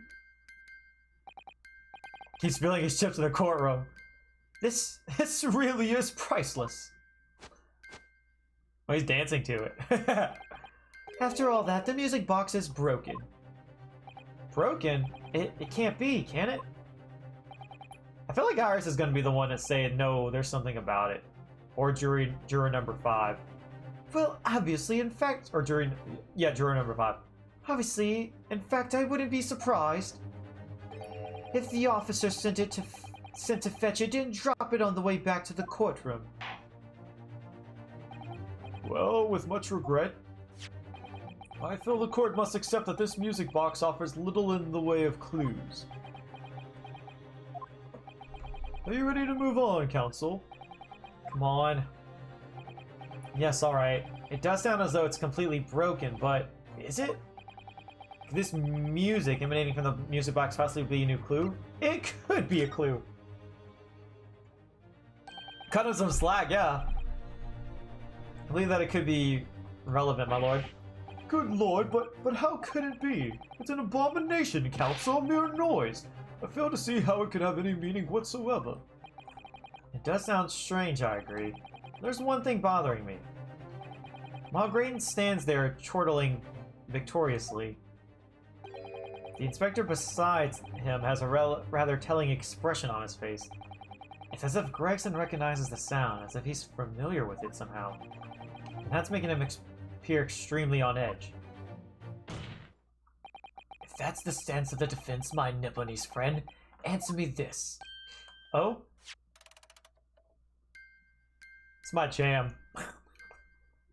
There's the next Darude Saiyan Storm right here.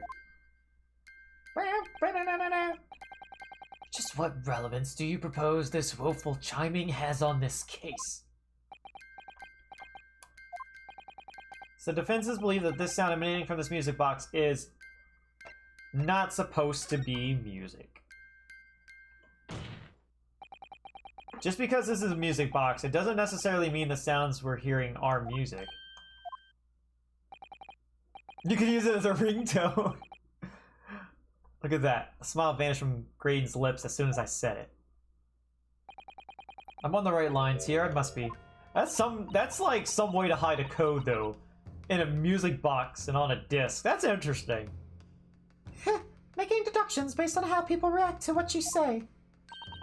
You're acting just like Hurley, Runo. And Apollo. Objection! Whenever like people are like lying or something, he sees their body language. The sounds we're hearing aren't necessarily music. Well, now that you've told us what they are not, I'm sure the court would like to hear what they are. Do enlighten us, my Nipponese friend. Well, Surely you have an idea in mind, because if not, it will be the death of your ill-formed argument. Exactly. The music box is clearly broken. Refusing to accept that fact is pure foolishness. okay, Von Karma. They've got me. I don't know what the answer is yet. Runo? And Runo, I'll just examine the music box very thoroughly.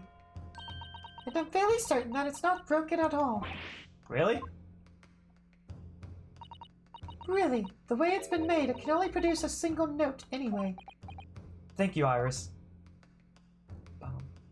Foolish fool. Alright. Well, the music box isn't broken. It must mean that the sound it's producing have some significance that isn't musical. Wow, this is something else. Ah! Could it be? Is that what these sounds are? Something's just struck me, Runo. I feel like recently, in the past few hours even, I've heard another sound very much like this one this music box makes. Yes, it's a familiar sound. Actually, Iris, I was just thinking exactly the same thing. I'm going to have to press the defense for an answer. If your assertion is that the sound produced by this music box is not in fact music at all, Then what the devil is it, Council? All the evidence we've seen so far, all the testimony we've heard, it's all pointing to one single answer now.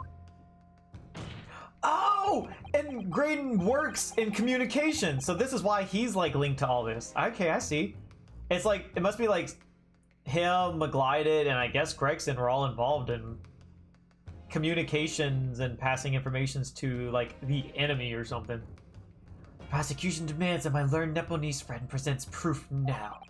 Tangible proof of this latest wild speculation. Alright then. This could be the best chance I'm going to get to fight back in this trial. If I'm right, it's going to join all the dots together. The evidence that explains the true nature of the sounds of this music box disc is...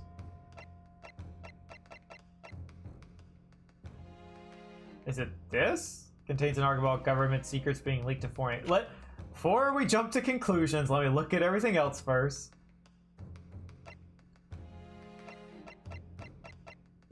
I don't see any of it being anything else. Alright. This hasn't come into play yet either, but I don't know why it would come to play at this point anymore. I don't know, I guess we'll have to wait and see. Okay, I'm just gonna present this. Take that! Today's paper, Council. The headline is Pawnbroker Perishes in Pig Purse Plunder. Are they supportive of your case? No. My lord, I was hoping you'd look a little further down the page. Further down, Ministry Mo, classified secrets may have been leaked overseas from Ministry of Justice. Yes, this is a very serious matter being investigated at the highest level, I understand. I've heard that international transmissions along supposedly secure lines are somehow being intercepted and leaked to various other countries. And presumably those transmissions are in the form of wire telegrams? Of course. Juror number 5, your input, please. Stop! Oh, me, sir. Whatever is the matter? You told the court before that you worked at the same communication station as Mr. Graydon, did you not? Yes, that's correct.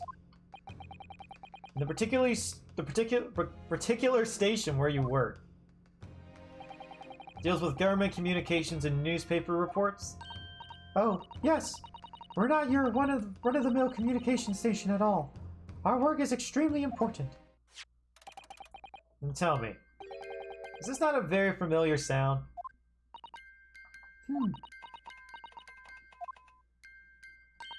You don't mean to say, is it? That's right, madam. It bears more than a passing resemblance to the sound made by your telegraph machine as you tap it.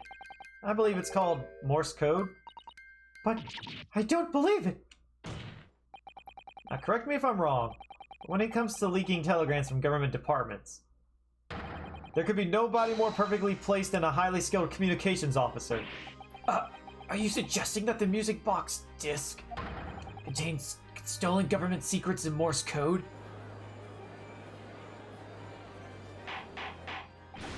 Order, please, everyone, order, but this is high treason, Council, deserving of capital punishment.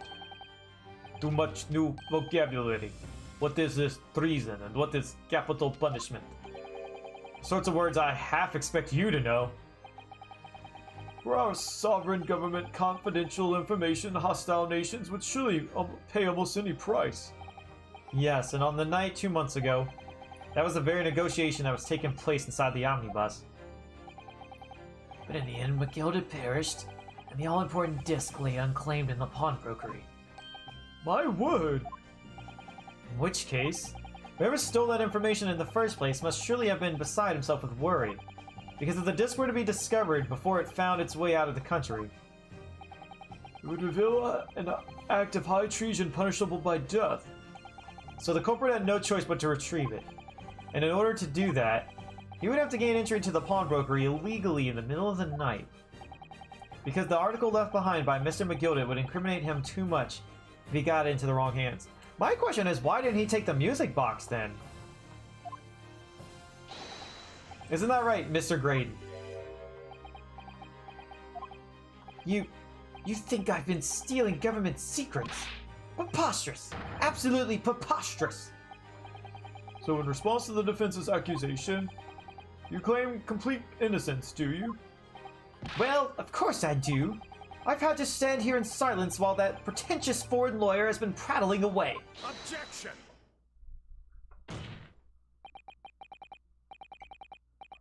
Then by all means, counter the charges, sir. The prosecution demands the witness testifies in response to the accusations brought by the defense.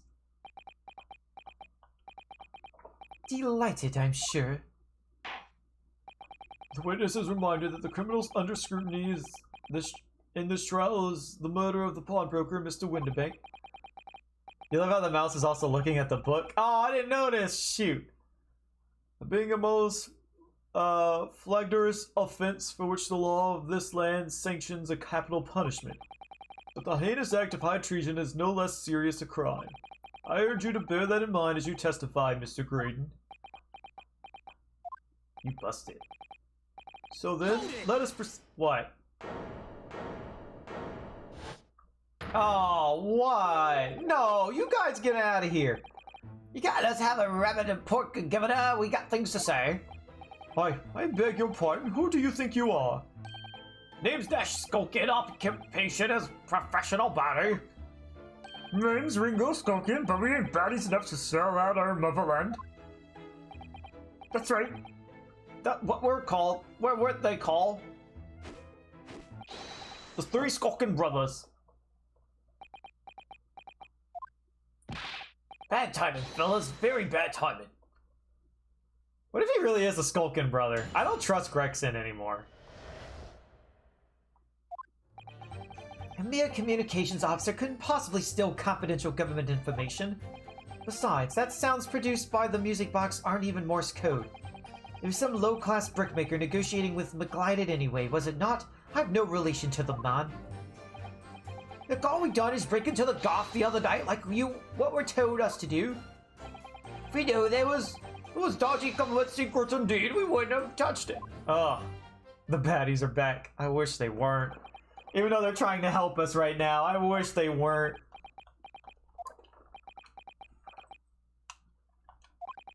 Mr. Skulkin? I'm Mr. Ledoux, Governor. What's up? Do I take it that you now admit to the crime? On the night in question, you did indeed gain entry to the premises illegally. And moreover, you did so as a party of three in collaboration with Mr. Graydon here.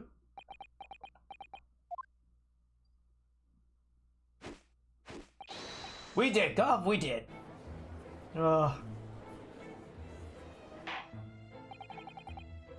Quiet down, please. What do you say to that, Mr. Graydon? I have no idea what these two ruffians are referring to. You little rotter, get us mixed up in this monkey business. You said nothing about no government secrets. It's supposed to be straight up job. And what about the geezer whose shop it was, eh? Poor old bloke didn't have to die, did he? Ah. Nice to know who your friends are. Whatever these men say, I deny the accusations. Indeed. Well, I certainly wasn't expecting this little music box to become so significant to the proceedings. However, as it has, I will admit it into the court record as evidence. I wonder if we can ask juror number 5 to translate it. Probably not if it's government secrets. She probably shouldn't be saying that in front of, you know, everyone in court. But I wonder. Hold it! So, is this newspaper headline accurate? Government communications are being intercepted? How could I possibly know? What do you mean by that? Any important government communications are handled by high-level officers, by specialists. General members of staff in the station where I work would never be entrusted with sensitive information. Oh, stop. Let's say something. Stop. Let me guess. Oh, it's her. Juror number 5. We regular communication station officers aren't as lowly as you're being led to believe. A team of us are responsible for setting up and testing the telegraphs used by the ministry. Mr. Graydon is the team leader. That's fascinating. Graydon is highly skilled operator. Stop. Currently in presence of idol. Stop. So you had access to the equipment used for these confidential communications, Mr. Graydon. Well, what's of it? The transmissions are always made behind closed doors so they can't be heard. And in any case, all messages are sent in ciphered. Yeah. Normal employees couldn't possibly understand them. Oh no, stop! Must say something, stop! Mr. Graydon regularly attends meetings with Ministry technicians and the Ministry Communications team. He assists them in ensuring that there are no errors in important international communications. And he's received the top prize at the Cipher Cracking Convention 5 years in a row now. That's fascinating. Green is a highly skilled operator, stop! Currently in presence of Idol, stop! Well, your idol would appreciate it if you keep your mouth shut.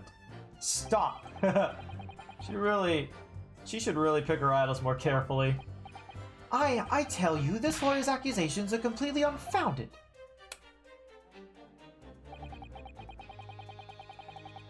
Hold it! Well, juror number 5 can say they are. They're not?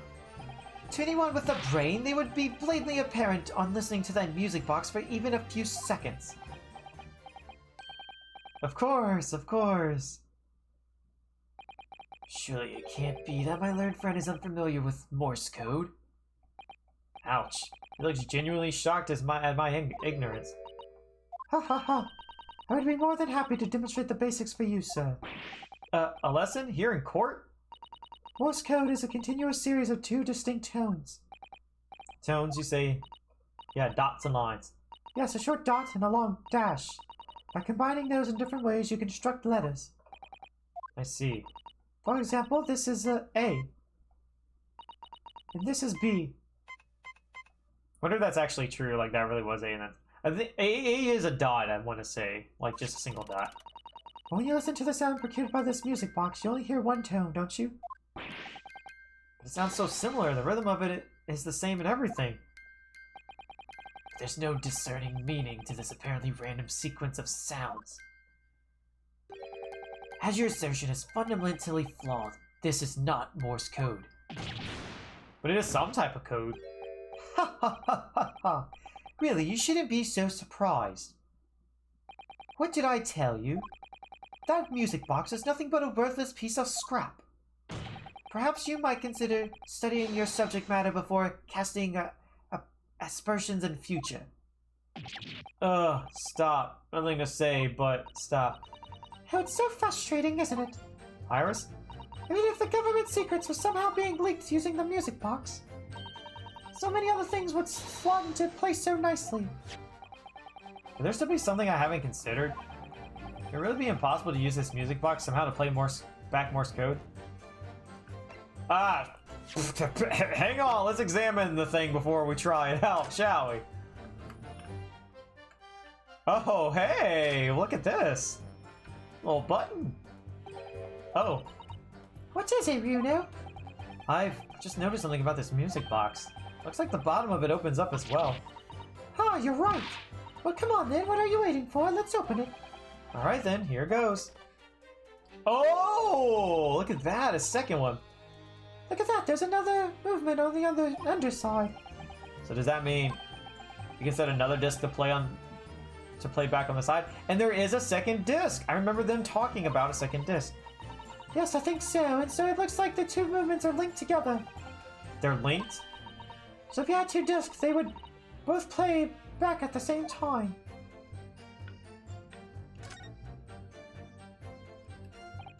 Who'd have thought there would be a second movement on the other underside of the box, not other side. And this movement is like the other one. The cone teeth are all the same length. So this movement also only produces a single tone like the other one. Yes, it must too. Except that the length of the teeth of the 2 cones isn't the same. So one's a dot and one's a line. Or a dash, whatever. So the single tone produced by this movement will be different to the single tone we've already heard. What? Basically, each movement can only produce a single note. But the notes they produce are different. The music box can only play 2 tones. Can that be updated?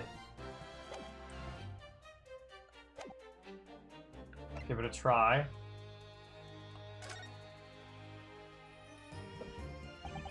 There's still every possibility that this music box was instrumental in the leaking of government secrets.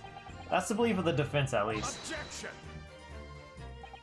Does it please you in some way, my Nipponese friend, to repeat the same line of argument ad infinitum? It's already been established that to be Morse code, 2 tones are required. Dots and dashes. Yes, I'm well aware of that. Then what? Well, it would appear the defense has a hypothesis to put forward. You had better present your idea at once, counsel. How do you propose that this music box, which appears to produce only a single tone, could have been used to cipher secret messages into Morse code? Bum, bum, bum, bum, bum. Do I need a... Yeah, let me open it up. Ah. So I could have just done it right here. Okay. I thought I had to examine it first, and if there was something different, which we found out that it would update the evidence, and we were just going to present the music box.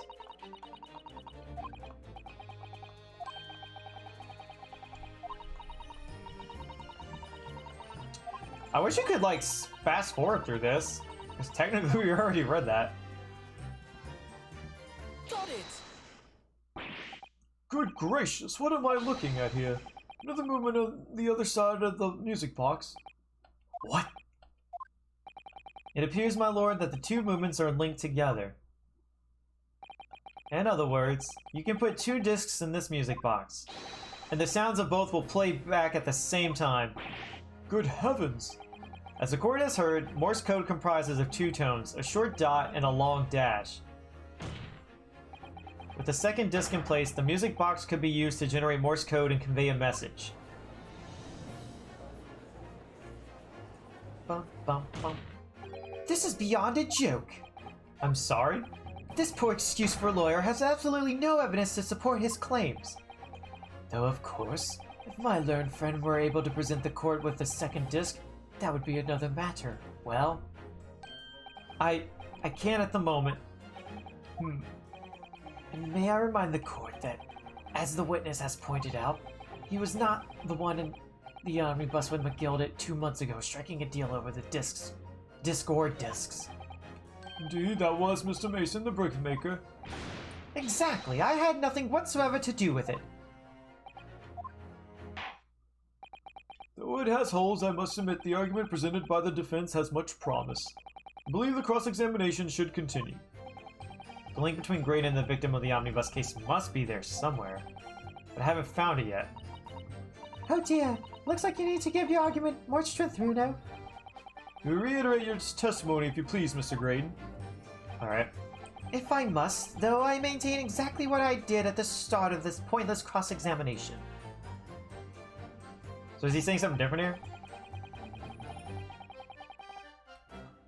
Relation to the man? Oh, he's your father! Oh, he is your father, isn't he? So 2 months ago on that omnibus, McGilded killed the brickmaker and stole the disc. Mr. Mason was a single brickman with almost nothing to his name. Seems he lived in an artisan quarter some years ago, but the people there remember little about him. It doesn't make much sense though, does it? How would a humble brickmaker come to acquire secret government information? How indeed? There must have been somebody else involved behind the scenes in all of this. Somebody who acquired the disc and gave it to Mr. Mason in order to take it to the meeting with McGilded and negotiate a deal. Dear me. You may have it in for me, sir, but I assure you I have far more class than that. You know, brickmaker from an artisan quarter and this well-to-do communications officer. If only I could find some evidence to link the 2 of them together. Their blood! I don't know. We can't do a blood test or a DNA test, can we? It's not a thing yet, huh? Nothing more to add on that note. Let us return to the witness testimony. Okay. What do we have that can link them? Let's take a look at this. Maybe this will come into play now.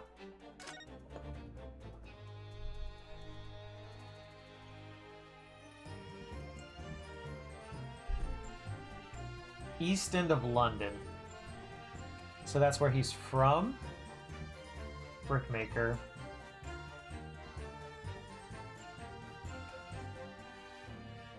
DNA test of it here. His name is Mason Milverton. Wonder... hang on for a second, guys.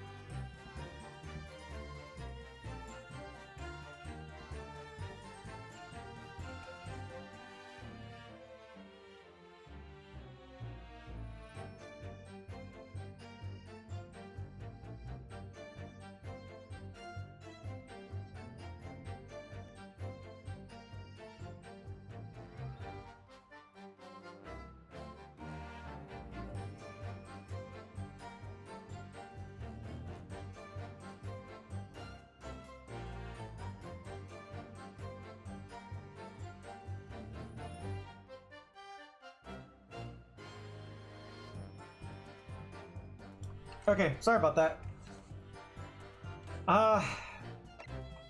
Can we not look at people? We can't present people? We got blood samples, does that count as a DNA test? His color is green and his color is purple. Okay, for right now, let's just press the other stuff. Maybe we'll get something if we press these last two. I highly doubt it, but you never know. Hold it! Like Mr. Grayton told you to do, you mean? That's it, yeah. Who else, eh? Sammy, though, was just popping over for an adder after all them years, but the rider did a dodgy job for us. Oh boy. Well, Miss Ash. Let me see if Brickmaker is now in here. No, he's not relevant enough to be in here. Okay. Let me stop you there, Mr. Skulkin. After all them years, you say? Here we go. Do you mean to tell me that Mr. Grayton is an acquaintance of yours? Well, the sociable kind of bodies, you know, sure. We'll say Grayton's in no China. In no China? What? What? Okay. Excuse me. Makes you think of Pokemon. Is something wrong, Mr. Skulkin? You didn't realize, Jigsaw, that this has been a Pokemon game this entire time? And that juror number 6's mouse is actually Pikachu? Or one of the Pikachu clones? Eh?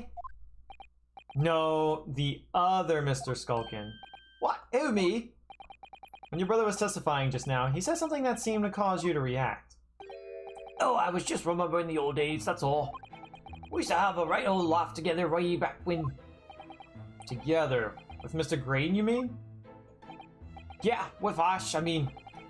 And look at him now in his fancy whistles and flute. You wouldn't Adam and Eve it.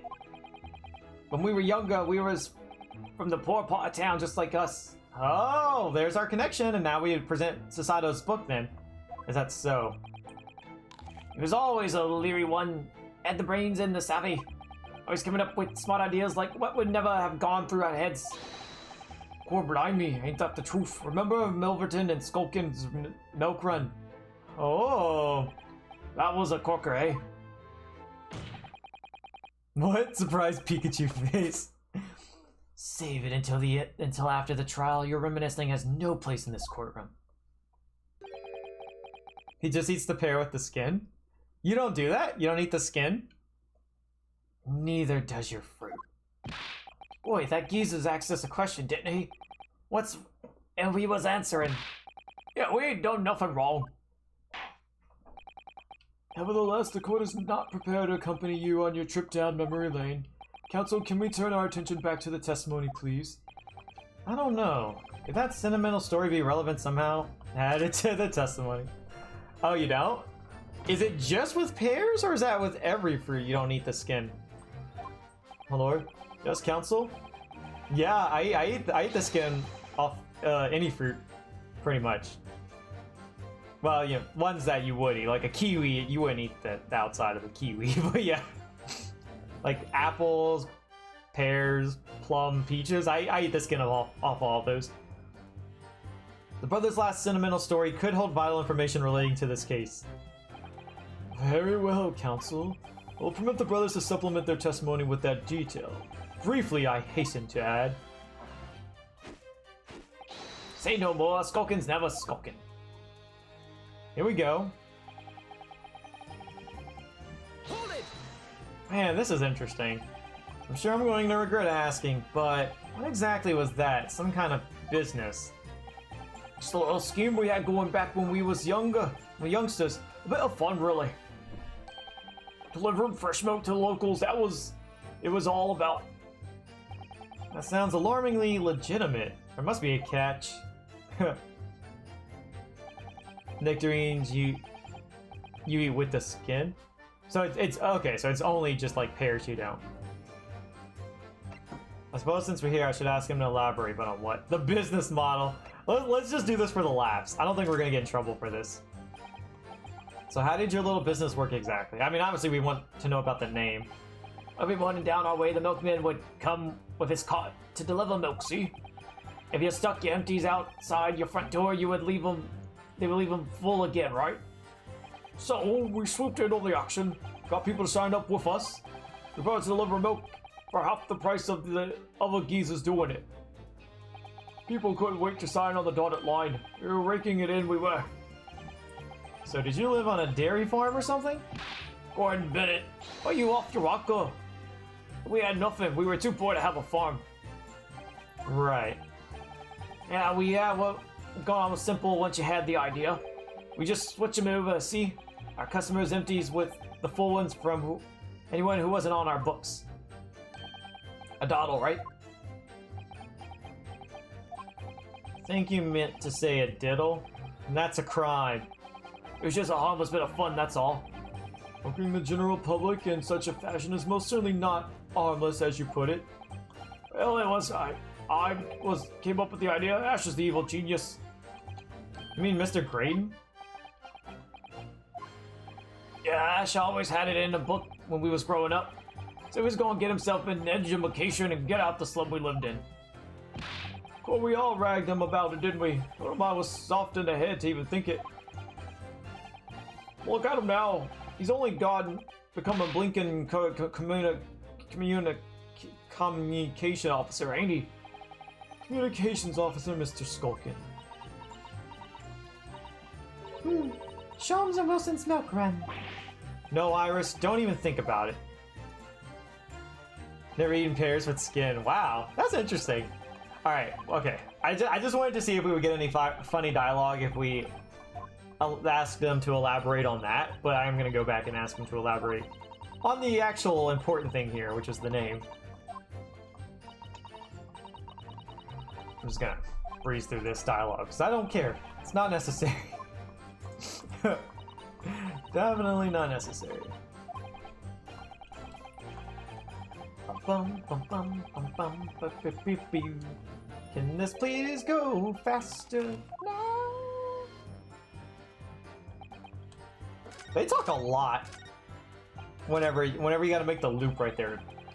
Iris and Reno Scale are always talking. Alright. Hold it!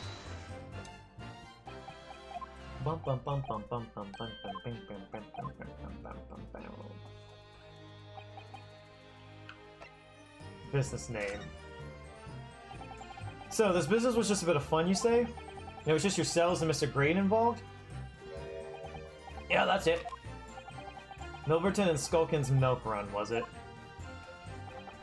Yeah, that's it.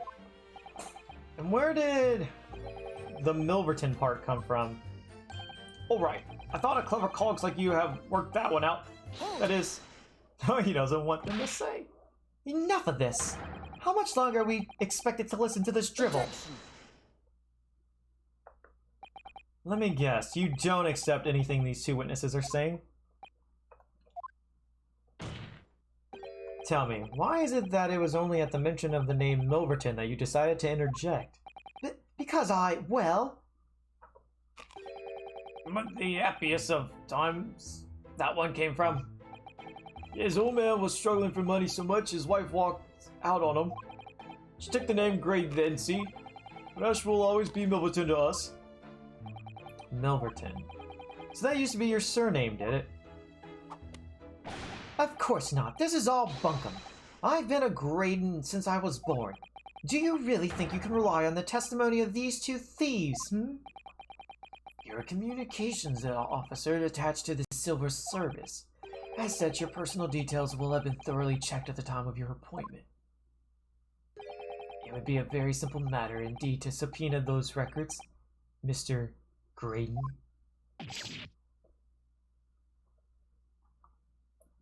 Is the silver guy McGilded as the gold guy? Yeah, I guess. I could see it. Well, it would appear that Mr. Skulkin's testimony have been reliable for once.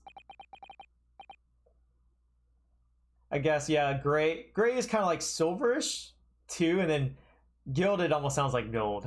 I think I might be jumping the gun on that one, too, but I'm not sure. And you were born Ashley Milverton, then.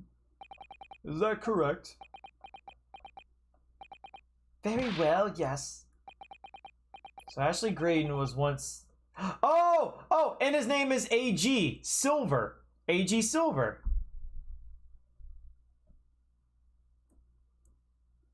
Yeah.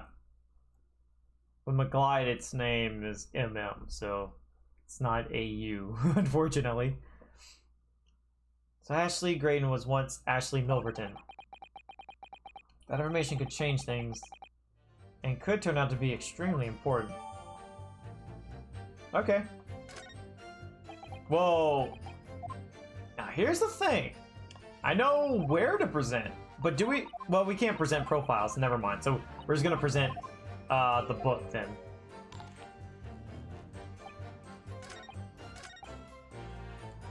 Hold it! Oh, no, I didn't mean to press. I meant to push present.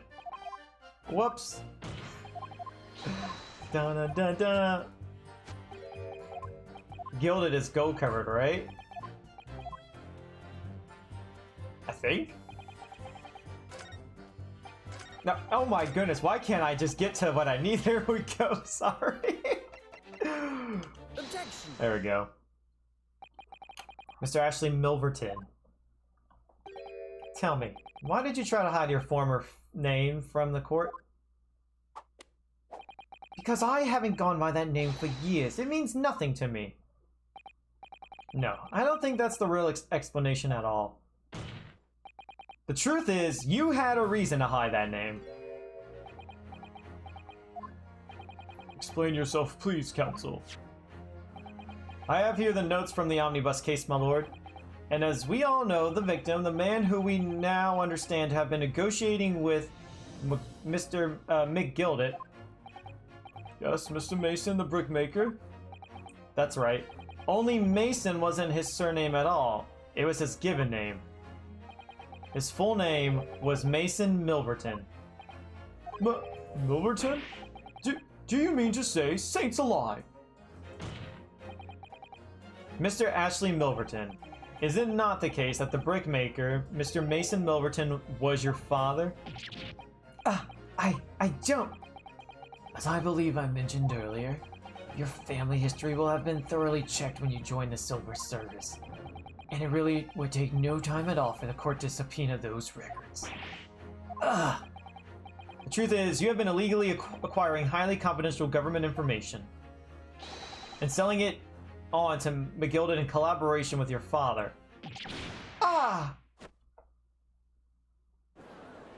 Interesting.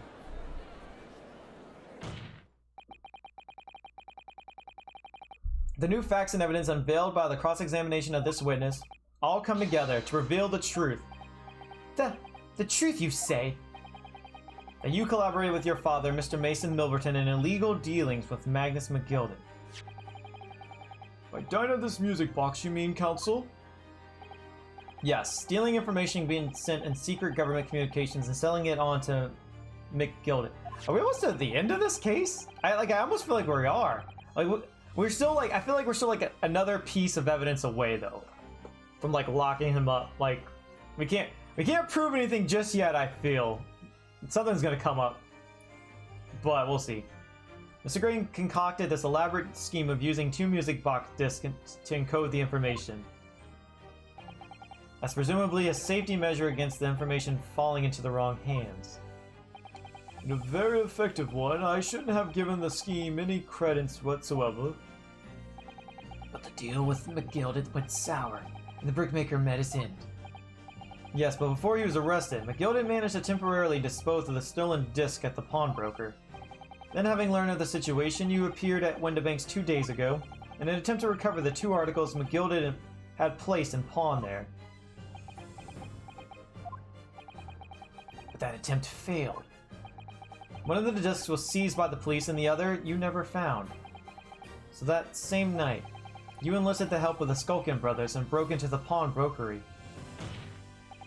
This time, determined to recover the second disc. Are you suggesting that the second disc was inside the music box? And he stole it, yeah. Okay, that's why he didn't take the music box, because he stole the disc that was already inside it. We never knew nothing about that. On the night that Mr. Windibank was killed,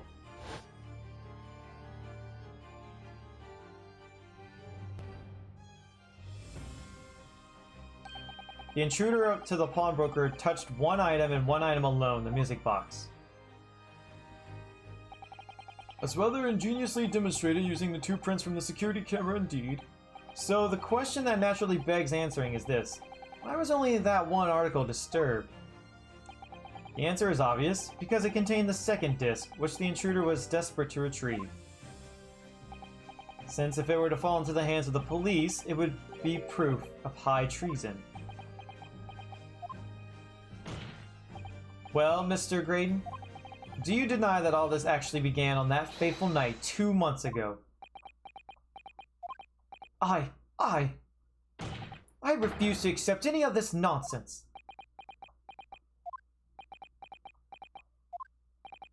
Sir?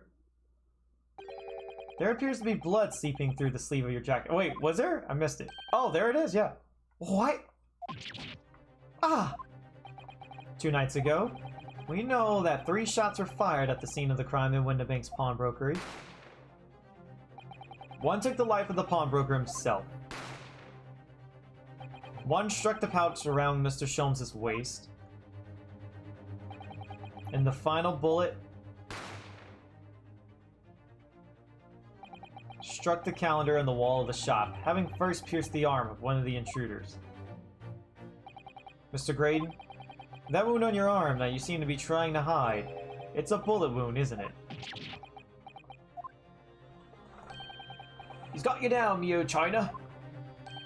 Time to call it quits and quit, I reckon.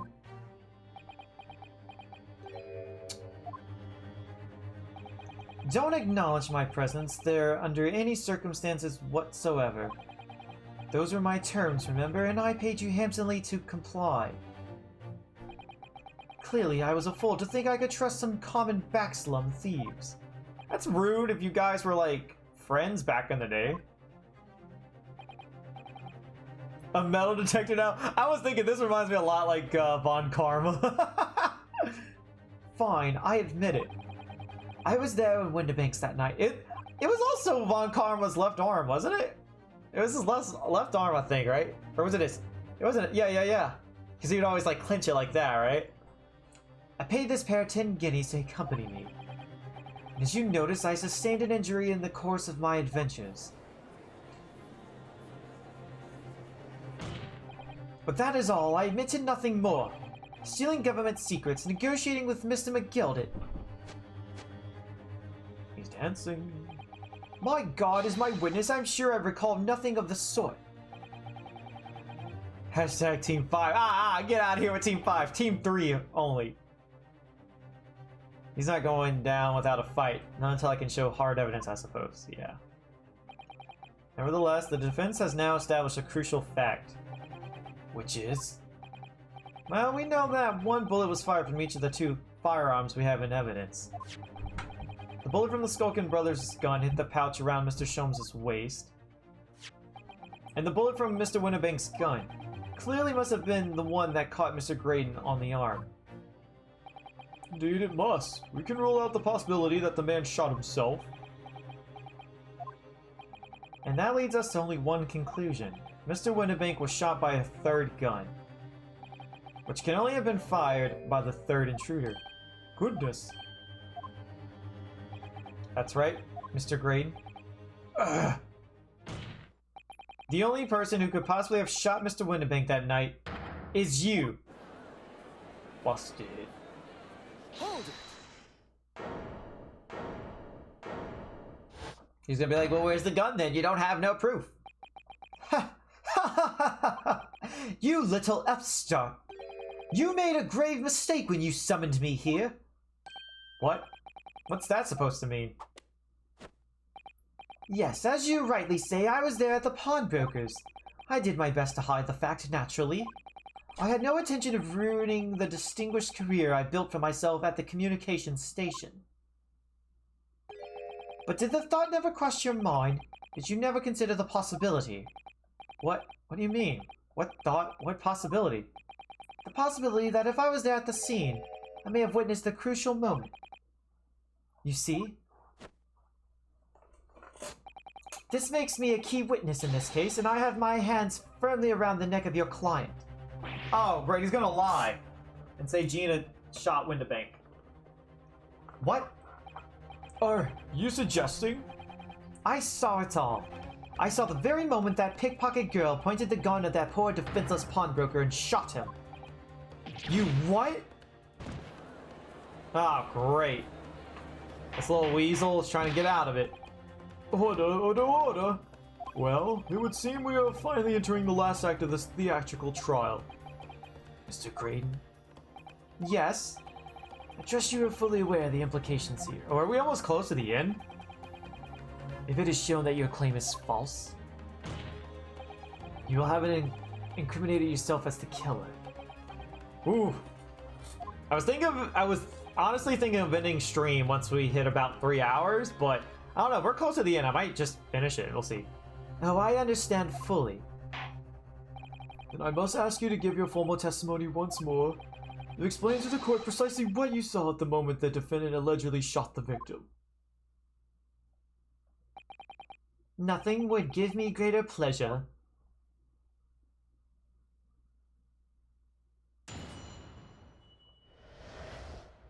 The moment of the shooting. While these ruffians were jostling with the broker, I was still near the entrance to the shop. When Winnebank threw Nash over the counter, I felt a sharp pain in my arm. I pursued the man, but he shut himself in the storeroom. I could see through the peephole in the door, though. The accused in a black coat shot the man in the back as he was trying to flee to safety.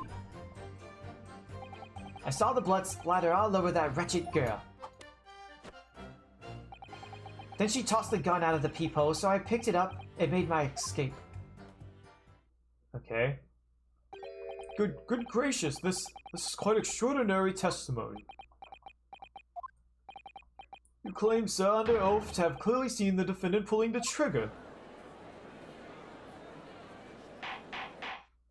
Order, order, order. It wasn't my intention to testify in this way. But neither it is my intention to be found guilty of a murder I didn't commit. So you see, my hand has been forced. I tell the truth now as an act of self-preservation. The truth? So now the prosecution was completely unaware of these details. Yes, well, sorry about that. Having shot me in the arm, the pawnbroker was then shot in the back by the accused. And as I said, she was showered in his blood. You say the blood splattered over the accused's coat. Are you sure on that point? Oh yes, quite sure. All over the black overcoat that pickpocket girl was wearing at the time. Really? If a coat could somehow be shown to harbor vestiges of blood, that would be conclusive evidence here. Such an investigation is entirely possible, my lord. What? Only very recently, a German scientist had developed a technique to identify human blood. So here's the true science, not some amateurish detective's dubious foray into the world of chemistry. There's nothing dubious about Hurley's work. His ideas are all sound. Ideas are no use to us here in science. As in law, theories must be proven before they stand. In Germany, the technique has always been employed in the courtroom as the basis of evidence. Scotland Yard has a small quantity of the chemical reagent used. With your lordship's permission,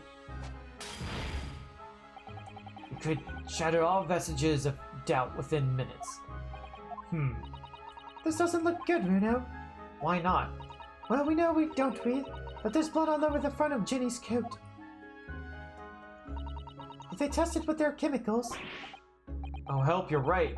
I was forgetting what happened yesterday. They might try to pin the other crime on Jenny. Don't move, Ginny. I'm going to shoot.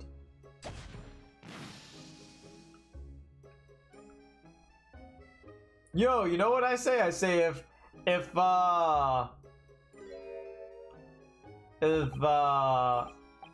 Graydon says that this is his coat, let's just say, hey, this is your coat. Hey, look, there's blood on your coat. Get him, boys. But that's not Mr. Windibank's blood. That's the stain from 2 months ago.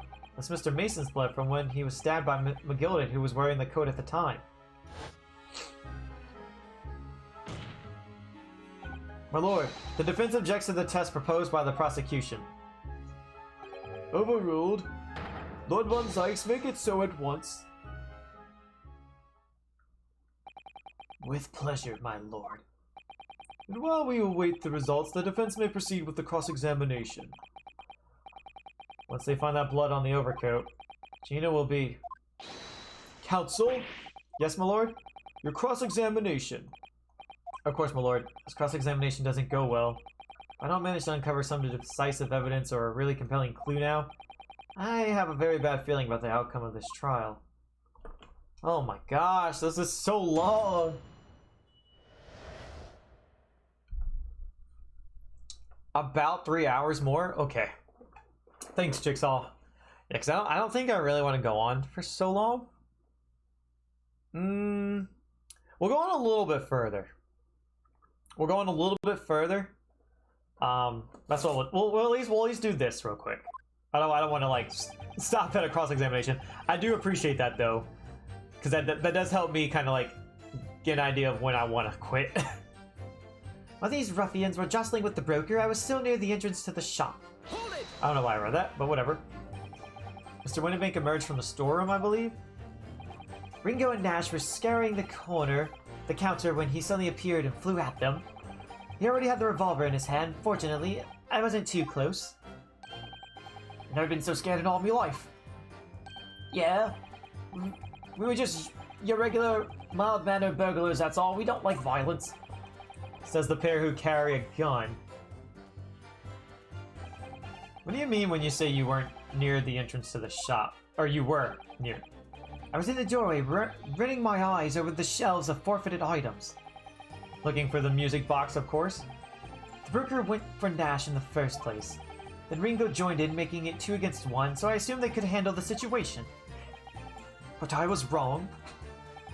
I was trying to help him with little bro, but the old guy, geezer, chucked me over the blue encounter. One sec. My dog's just wanting to get out of the room.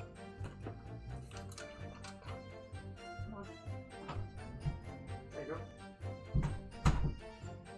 Sorry about that. So I put me gun on the old fella, that soon made him a little scupper.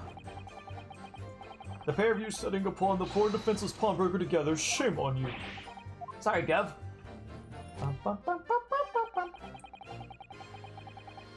Oh, the sharp pain in the arm, so that's when he got shot. You mean that's the moment you were shot? Yes, though I didn't immediately realize what had happened, of course. Things crashed to the floor from the counter as the 3 men were brawling. It was at exactly that moment that it happened, so I didn't hear the gunshot. And the bullet went on to strike the calendar in the wall behind you. So it would appear. When I looked at my arm, I saw it was bleeding badly, so I wrapped my handkerchief around it. Seeing as I couldn't explain what had happened to a doctor, I had no choice but to wait for it to heal. I didn't imagine it would still be bleeding 2 days later.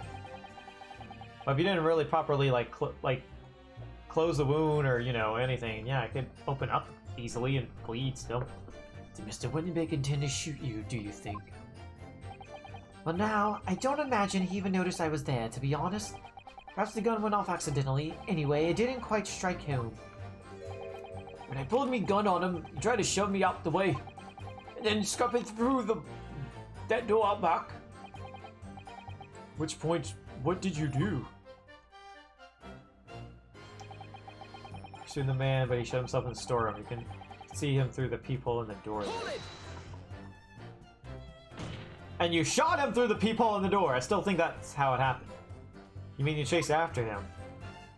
I don't recall the reason why, but I ran after him to the back of the shop. And what about this peephole in the door you mentioned? Well, unsurprisingly, the storeroom's door is a solid job, made of stout wood. But there's a small opening in about head height, and it lets you see what's what in there from the outside. Actually, I should know that, shouldn't I? I looked through it myself that night. Wow, Ryunosuke, that's a face palm right here.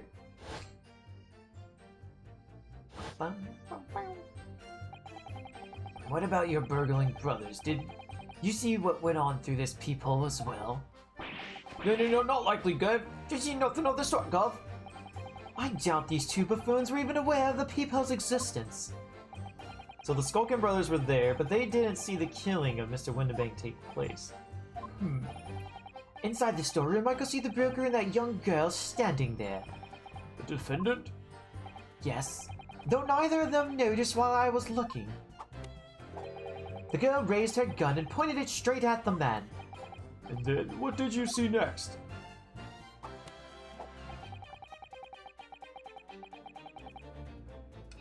Hold it! So he was trying to flee. Flee where? So when the crime was discovered, the defendant was found with a gun in her hand. But that was Mr. Windenbank's gun, from which only a single bullet had been fired. And as we've already established, Mr. Graydon, that bullet was fired at you. Yeah, so even if she held it, it was still empty. Ah, but no, it wasn't the broker's gun that the pickpocket girl had when I saw her.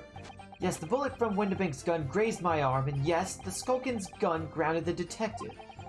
But this was another gun entirely, a third gun.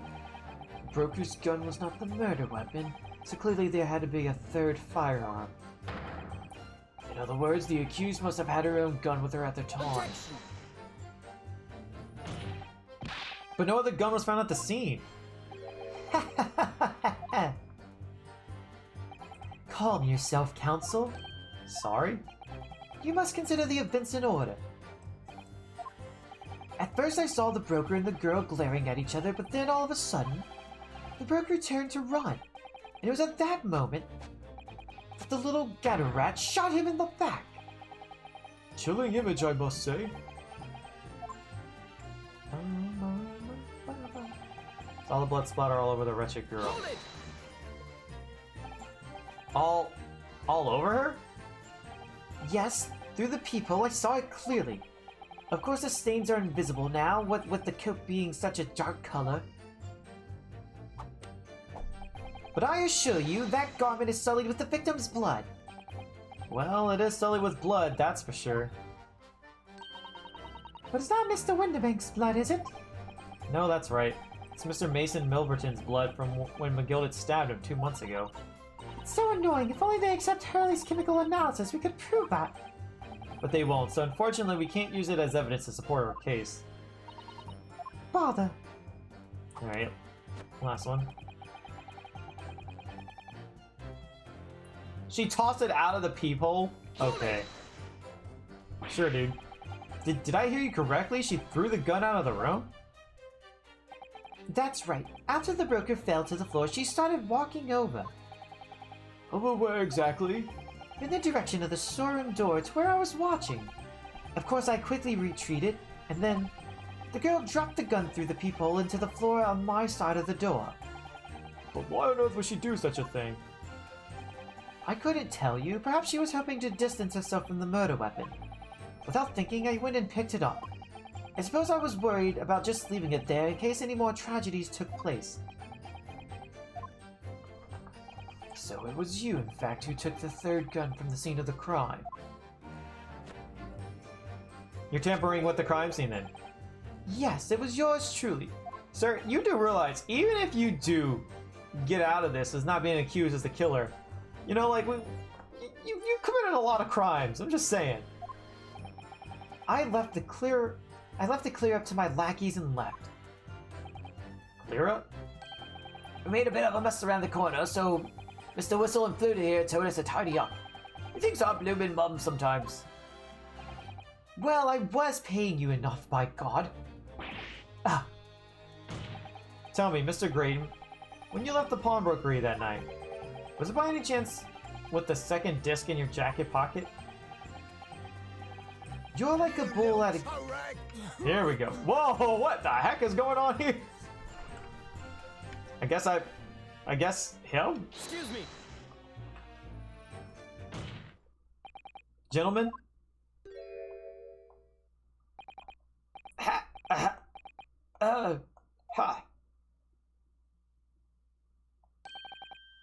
Something wrong, Sunshine. That should be my line. Do you realize you were just violently shaking Mr. Skulkin? I mean, he's a bit of an hooligan, ain't he? What was going on just now? You saw him. He grabbed me a whistle. Why the blazes, he said, didn't you mention the third gun when we got down the station? And why didn't you? 'Cause we didn't know nothing about it, or the flaming people on the door. Sorry about that. I can be prone to losing my rock sometimes. Not hurt you, are you? Good blimey.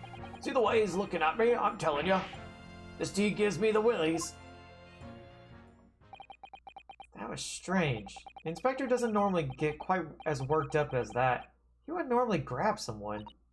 No, that wasn't like Grexy at all. Gregson, buddy, what are you doing? He's only all sweetness and light, no matter what I say to him. Yes, well, wait, what if we can solve this case by having Iris ask Gregson everything? He'll spill the beans to her. Well, anyway, that was definitely out of character.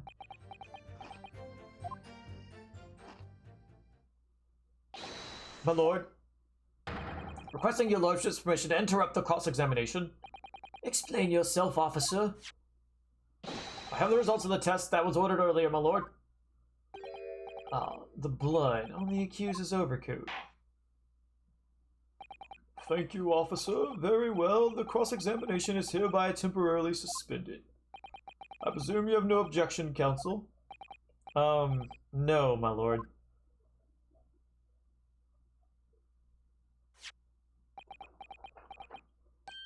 Well, there you have it. The report, please, Inspector. Yes, sir. Traces of human blood were found on the overcoat of the defendant, Miss Gina Lestrade. From the extent of the stains, it would appear they were the results of splattering following a gunshot wound. End of report. Gunshot wound? Goodness me. That can't be right. See? What did I tell you? Objection. No, the blood on that coat is not Mr. Windibank's. What on earth makes you say that, counsel? The coat originally belonged to Magnus McGilded. Just before his coat was deposited at Windibank's, McGilded had fatally stabbed Mr. Mason Milverton. So the blood on that overcoat is the blood of the brickmaker from the omnibus case. Well, the dead cannot speak. Isn't that right, my Nepalese friend? Sorry? 2 months ago in this very courtroom, did you not argue fervently for Mr. McGilded's innocence? And yet now that the man is dead, you brand him as a murderer. Only because you killed him. Your conduct shatters any shred of respect you may have earned for yourself in this country. But that was... I call it a bally disgrace. Treachery, that's what it is. How to determine whether the blood on the coat is 2 months old or not? Even a stereoscope couldn't help the answer to that problem pop out. Well, what if the doctor can tell if the blood is old or not? But We use Mr. Sholmes' specially formulated chemicals. Mr. Sholmes is a detective, not a chemist. Would you put such faith in a chemical formula devised by me, for example, when I'm a communications officer? I hold out Piroziki to starving boy. He ran away crying. Piroziki? What is that? Is that like a type of food or something? Here, let's look it up. Ba-ba-da-ba.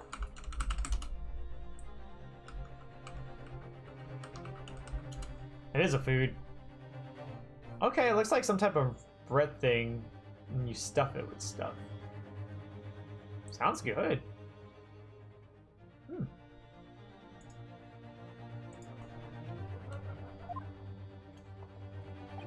Herlock Sholmes is barely more than a figment of the public's imagination. His name carries no weight in this courtroom, no weight at all. How could you say that? Victory is sweet indeed. This proves that my testimony is the whole truth from start to finish. How do you arrive at such a conclusion, sir? As the witness said, the accused's coat was splattered with the blood of the victim.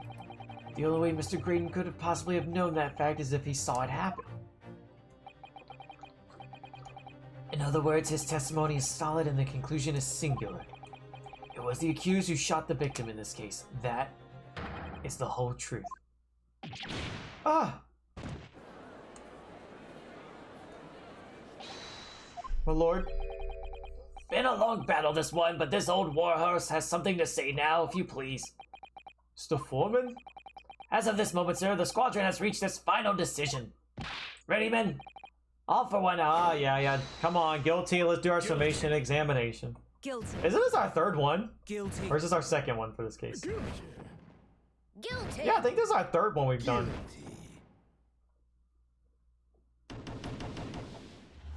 Man, 3 summations examinations.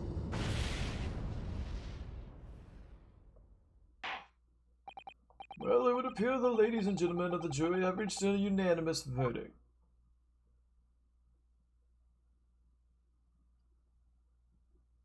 The defense has consistently failed to unpick this witness's testimony. Yes, to any attempt you may make at unpicking the juror's decision being equally successful. Yeah, what if we just like, hey, we're not doing a summation examination. Haha, joke's on you. I don't believe it. After I've come so far. How is it all unraveling on me so fast?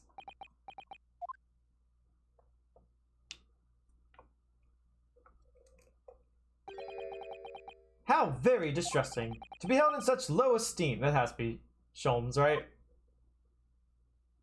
That's gotta be Sholmes, right? Oh. Would you agree, Mr. Naruhodo? Is he in disguise? Officer? Oh, I swear. If this is Inspector Hosonaga, that would be even more of a twist. Deliver the report now. That would be all, thank you. No, it's got to be Sholmes. Comes me with some regularity, Mr. Naruhodo. That scientific truths are determined not by science, but by none other than the human mind. I know that voice. Am I going mad? Ah! Who is it? Is it Sholmes? It is Sholmes. Look at his mustache. Oh, that's too funny. Oh my gosh. Mr. Sholmes? What? What is the meaning of this? Oh, that is funny. Order, order, order. What business do you have here, detective? Last I heard you were recuperating in hospital. As well as I should be had I not been set upon an errand. What errand? Haley, it's really you. You're awake at last. Yes, very good, Iris. I appear to be rather late to rise. My apologies. He looks so funny with the mustache. I can't get over it. Now, my lord, if you will humor me. In what manner, sir? I have something of great importance I wish to give to the young lawyer over there. So we're not doing a summation? You mean he looks pretty good in that outfit? Sup? I'm just messing with you. I need more than 5 minutes. Would you be so kind as to spare us the time? What say you to this, Lord Von Zykes? I mean, you guys kind of owe it to him. He was up in this courtroom and y'all were talking about him behind his back. Or I should say in front of him. This trial has spent many hours of the court's time, having spent so long already. Exactly, haven't spent so long already. We don't want to go wasting any more precious time. As I was saying, having spent so long already, it wouldn't seem churlish to deny the defense a mere 5 minutes. Very well then. Counsel, you have 5 minutes. Oh gosh. My dear fellow, I apologize for my tardy arrival. Mr. Sholmes, are you alright now? Ha ha ha ha! Alright, I'm all wrong. Sorry. I've only just managed to summon the strength to stand, man. I've asked the judge for 5 minutes. But I fear that even that may prove too much for me. Pray forgive me, should I pass out. Let's make this discussion as short as possible. Henley, this place is full of idiots. None of them can see how wonderful your chemical blood analysis is. Well, that concoction of mine was really just a bit of a sport to assist me in my investigations. I never took the trouble to refine it for appraisal by the scientific community, an oversight on my part. Right. Modesty, surely not. But enough of that. I'm here to give you this, my dear fellow. Oh, it's from Sasato, isn't it? What's that, a lavender furoshiki wrapping? A leaving present from Miss Sasato. Oh, when she visited him! From Miss Sasato? If possible, matters were to be settled without me giving you this. Those were her instructions when she asked me to do her this favor. I don't understand. What is it? Miss Sasato foresaw today's events, I believe. She knew that the culprit would attempt to escape justice by means both devious and underhand. And that you, Mr. Naruhodo, fighting fairly as you are, would find yourself in considerable peril. At that very moment of crisis, you were to be given this small parcel. Those were the dear lady's instructions. A leaving present from Sasato-san. Whatever could it be?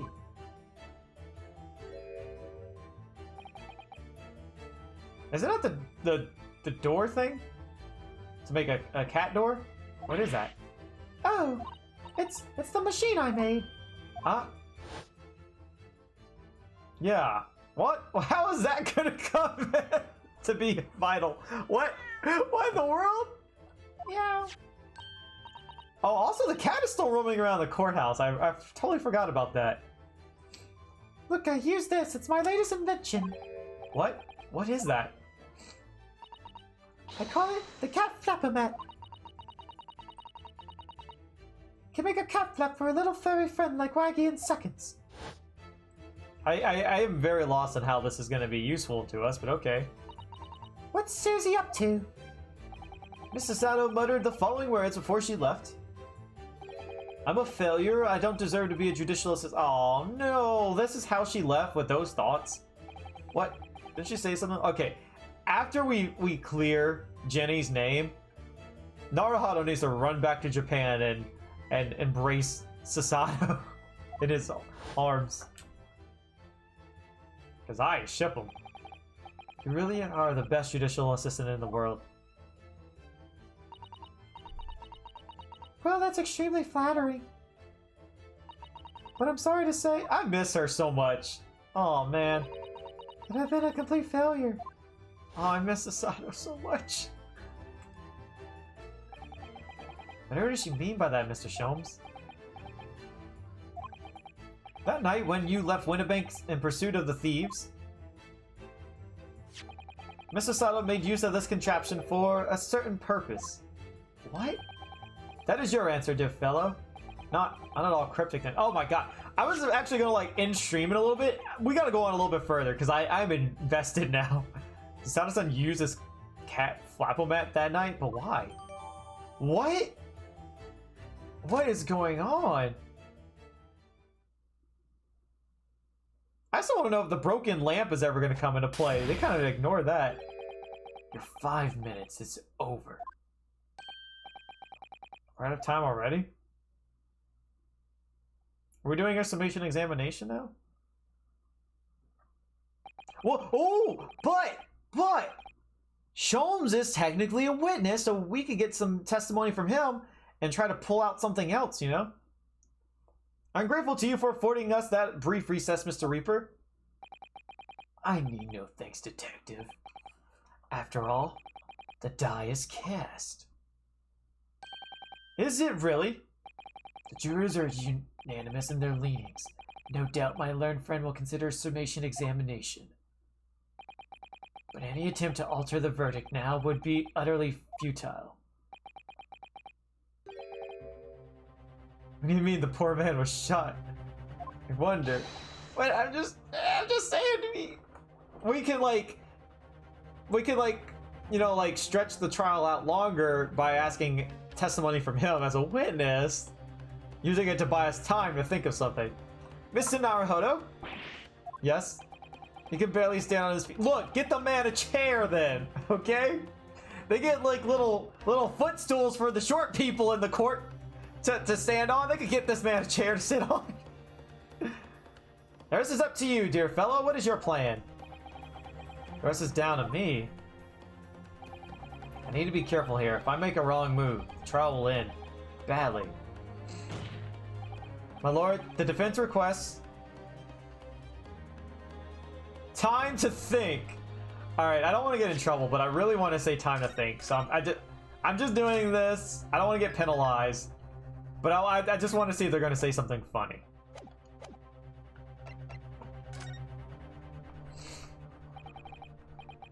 It's no good. I need time to think. What do you think you're doing, Mr. Naruhodo? Sorry. What of Mrs. Sato's gracious gesture? I was gonna say more cross-examination. Would you let this final piece of evidence she left you go to waste? Final piece of... This is not time for an action. This is time to hear from a witness. Oh, okay, never mind. They're just gonna lead you there. I thought we were gonna get like some funny information, like funny dialogue. But it's not possible for me to bring a new witness to the stand at this point. Sholmes. I don't think that's what Hurley means, Ryuno. Have you forgotten where we were in the trial?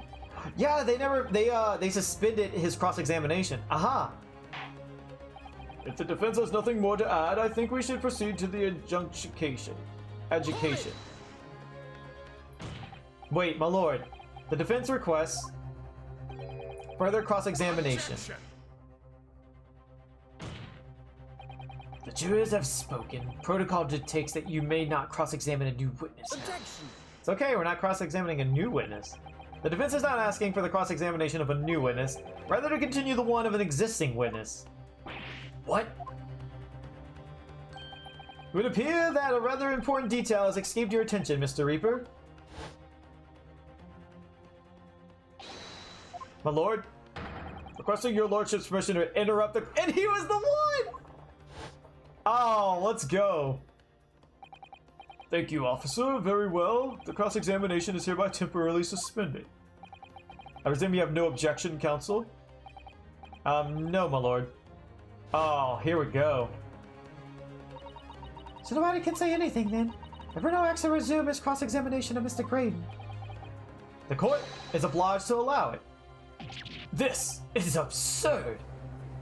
Oh my gosh, this is so good! I would remind those present that this is my courtroom. I concur that the defense is entirely within its right to request the continuation of the cross-examination. However, I will not permit an unremitting protraction of these proceedings. Therefore, I have decided to afford the defense one final opportunity in concluding the cross-examination. Counsel, you must choose but one statement from the witness's testimony and but one piece of evidence to present in support of your argument against it. I guess we can't press anymore. A single chance to present evidence. Following that, the situation remains unchanged, as shall move to adjudication. Is that clear, counsels? You will not press the witness any further. My lord. Yes, my lord. A single statement and a single piece of evidence. Most generous. Well then, Mr. Naruhodo, it's high time I fell in a dead faint. Oh, poor thing. Alright, let me go ahead and take a look at this real quick. Compact machine for a rapid creation of small flaps and larger doors to allow cats to come and go freely. Well, surely we don't have to examine this, do we? But just in case.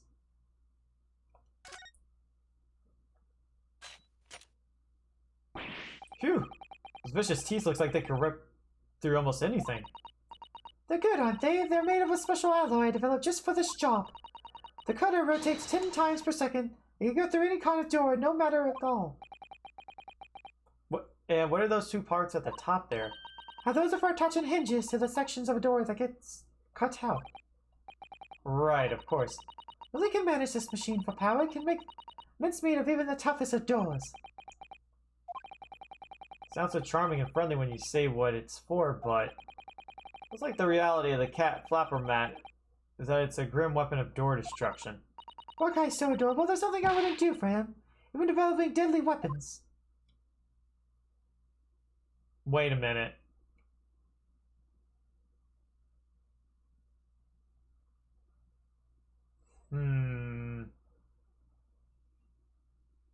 I'm gaslighting myself here, but was that flap made before the crime even took place? Or was it made after the fact? No, I don't know. If Sasato used this the night of the crime, right? What if she made the flap while we were running and she was there staying behind with Sholmes, meaning there was no flap? I don't know. That doesn't make sense. That doesn't make sense. We'll just keep going. We'll just keep going. Well then, Mr. Naruhodo, it's high time. Okay, yeah. Goodbye. He's gonna pass out. I leave this in your capable hands. Oh, poor Sholmes. Mr. Sholmes.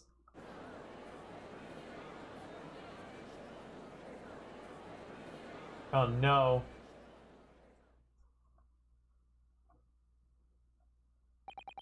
Stand so incessantly before the court in a state of such high fever. Either the man has extraordinary strength of mind or an extraordinary lack of feeling. I imagine he's feeling very little now. The detective is sleeping soundly in one of the antechambers. Strike a man when he's down, why don't you? Well then, counsel, are you fully prepared? Yes. One statement, one piece of evidence. And we'll let Mr. Sholmes down, or Iris. And I won't waste this final chance that Sasato-san has given me. This is going to decide the entire outcome of the trial.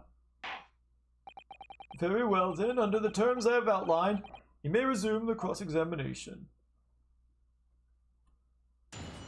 Alright. No more pressing. Oh! Oh, shoot, the music!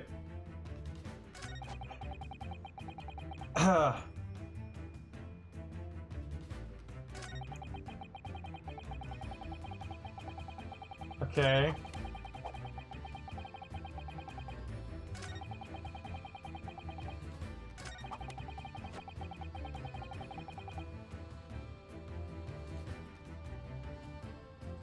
She tossed the gun out of the peephole, so you picked it up and made your escape. Oh, what if it's... What if this is the gun? No, I don't know. What? I don't get what the heck this is supposed to mean. Let's get some intel here. The Lordship's only gonna allow me to present one piece of evidence here, but it's clear what that piece of evidence should be. How in the world did Susie manage to sneak off with this without me noticing? And she used it in the pawnbrokery. Yes, at least that's what Mr. Sholmes said. I was only gone from the place for about 5 minutes when I went after the Skulkin brothers. What possible reason could Sasato-san have had to use Iris' contraption at that time? Could it be that what she did with the cat flapper-matic completely changes one of the key premises this testimony is based on? It's gotta be that. It's gotta be what I was thinking in a weird way.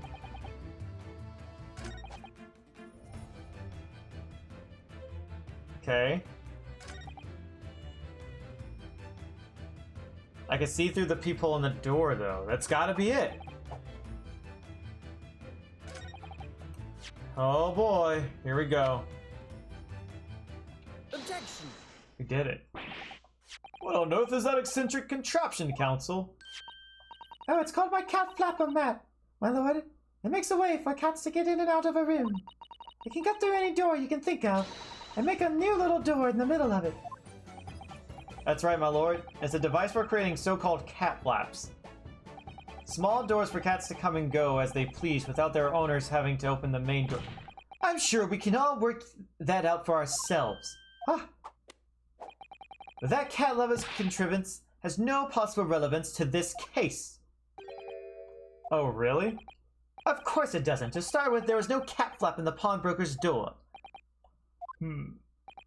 Not being a keeper of cats myself, I'm afraid I fail to see what this has to do with the matter at hand. Perhaps it would help if I described its function another way then. This contraption is able to create a peephole in any door you can imagine in practically no time at all. I beg your pardon, a peephole, you say? 2 nights ago, we arrived at the scene only minutes after the murder of Mr. Winterbank had taken place. That's right, according to the paperwork at the yard, it was you, your Japanese assistant, and Schultz. Yes, the 3 of us were together, and it's recently come to my attention. My assistant made use of this device at the time. Your assistant did what? There was a peephole in the storeroom door. I can attest to that. Because I looked through the peephole myself in order to see inside the locked storeroom. This is ludicrous. What are you trying to say? Of course there was a peephole in the door. I said as much in my testimony. How else could I have witnessed the crime for pity's sake? Yes, how could you? What? Counsel, kindly say what you mean. Alright. It's time to strike the final blow. Oh boy. What I mean is this, my lord. My assistant made the peephole in the storeroom door, and until such time as she did, the door had no hole in it to look through. My gosh! How did I not notice that? No!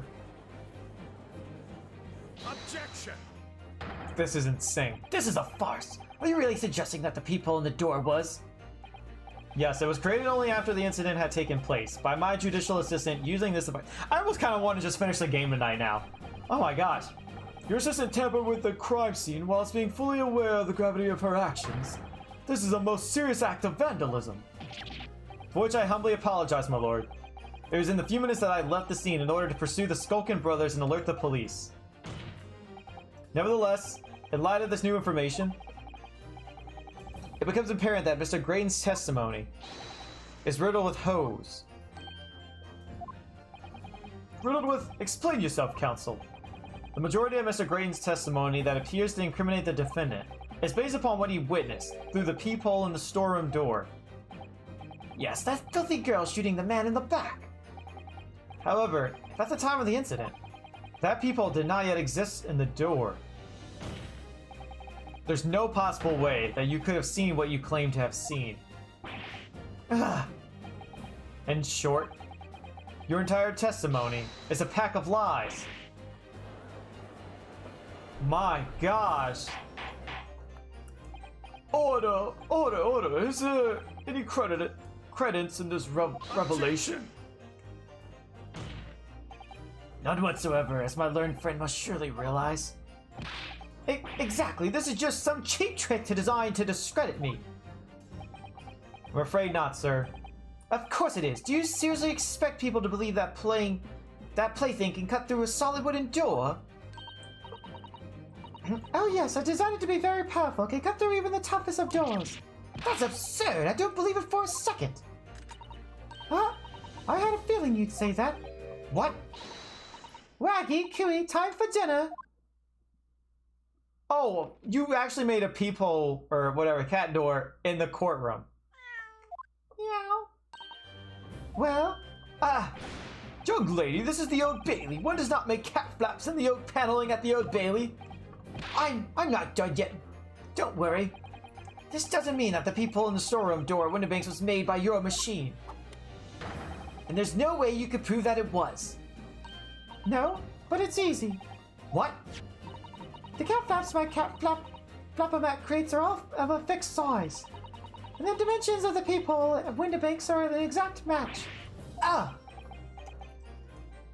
I would have that mouse if I was that Russian man. For real. No Suki's lost for words. Excellent work, Iris. Thank you. And now it's my learned students' friend. And now it's my learned students' friends' Turn to be lost for words, I feel. I believe your judicial assistant has already left the country for your Eastern Island home. Well, yes, that's true. Then you may have some difficulty in establishing all the facts. Wasn't she questioned by the police? Don't they have some type of like documentation of what she said? For the sake of argument, let us assume the peepholes had dimensions that are a perfect fit for this contraption. In that case, when was the peephole cut? The prosecution demands proof of your answers. What is the purpose for your line of inquiry, Lord Von Zykes? It's very simple, my lord. The defense argues that the peepholes was created after the incident using this device. But now that the perpetrator has returned to her native land, she cannot testify to the fact. There is no proof. And for as long as the defense remains unable to prove when the peephole was made, my learned friend's claims amounts to nothing more than a baseless accusation. What? Oh man. Indeed, that is so, Lord Von Zykes. Well, counsel, Don't give up now, Uno. This is the time to create your own opening and force your way through. I don't know if I can do this, but I know one thing. Sasan is the greatest judicial assistant in the world. very well. The counsel for the defense will present evidence to support the claim made. Prove that the peephole in the door of Windowbank's storeroom was created after the event and not before.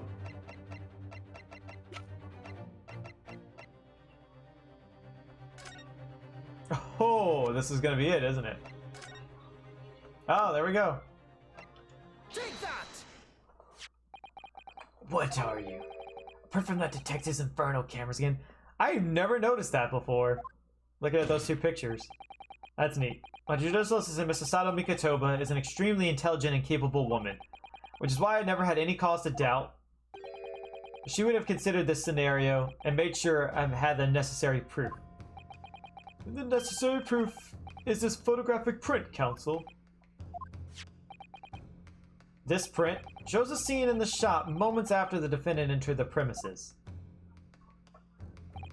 agreed. And it also shows the accused mercilessly wielded a gun in the direction of the defense. That is not of importance right now. More to the point, it pictures the storeroom door in the background. Let me see that print again. I don't believe it. This really is quite remarkable. The door to the storeroom is completely devoid of a peephole of any description. Ah! I wonder how many people noticed that before getting to this point. Mr. Graydon? You couldn't possibly have witnessed the crime as you claim to have done. Okay. Ooh. I really hate to do this. I really hate to do this. Like, I feel bad doing this, guys, but I am gonna have to call it there. I am in a bit of pain right now, and I can't really sit anymore.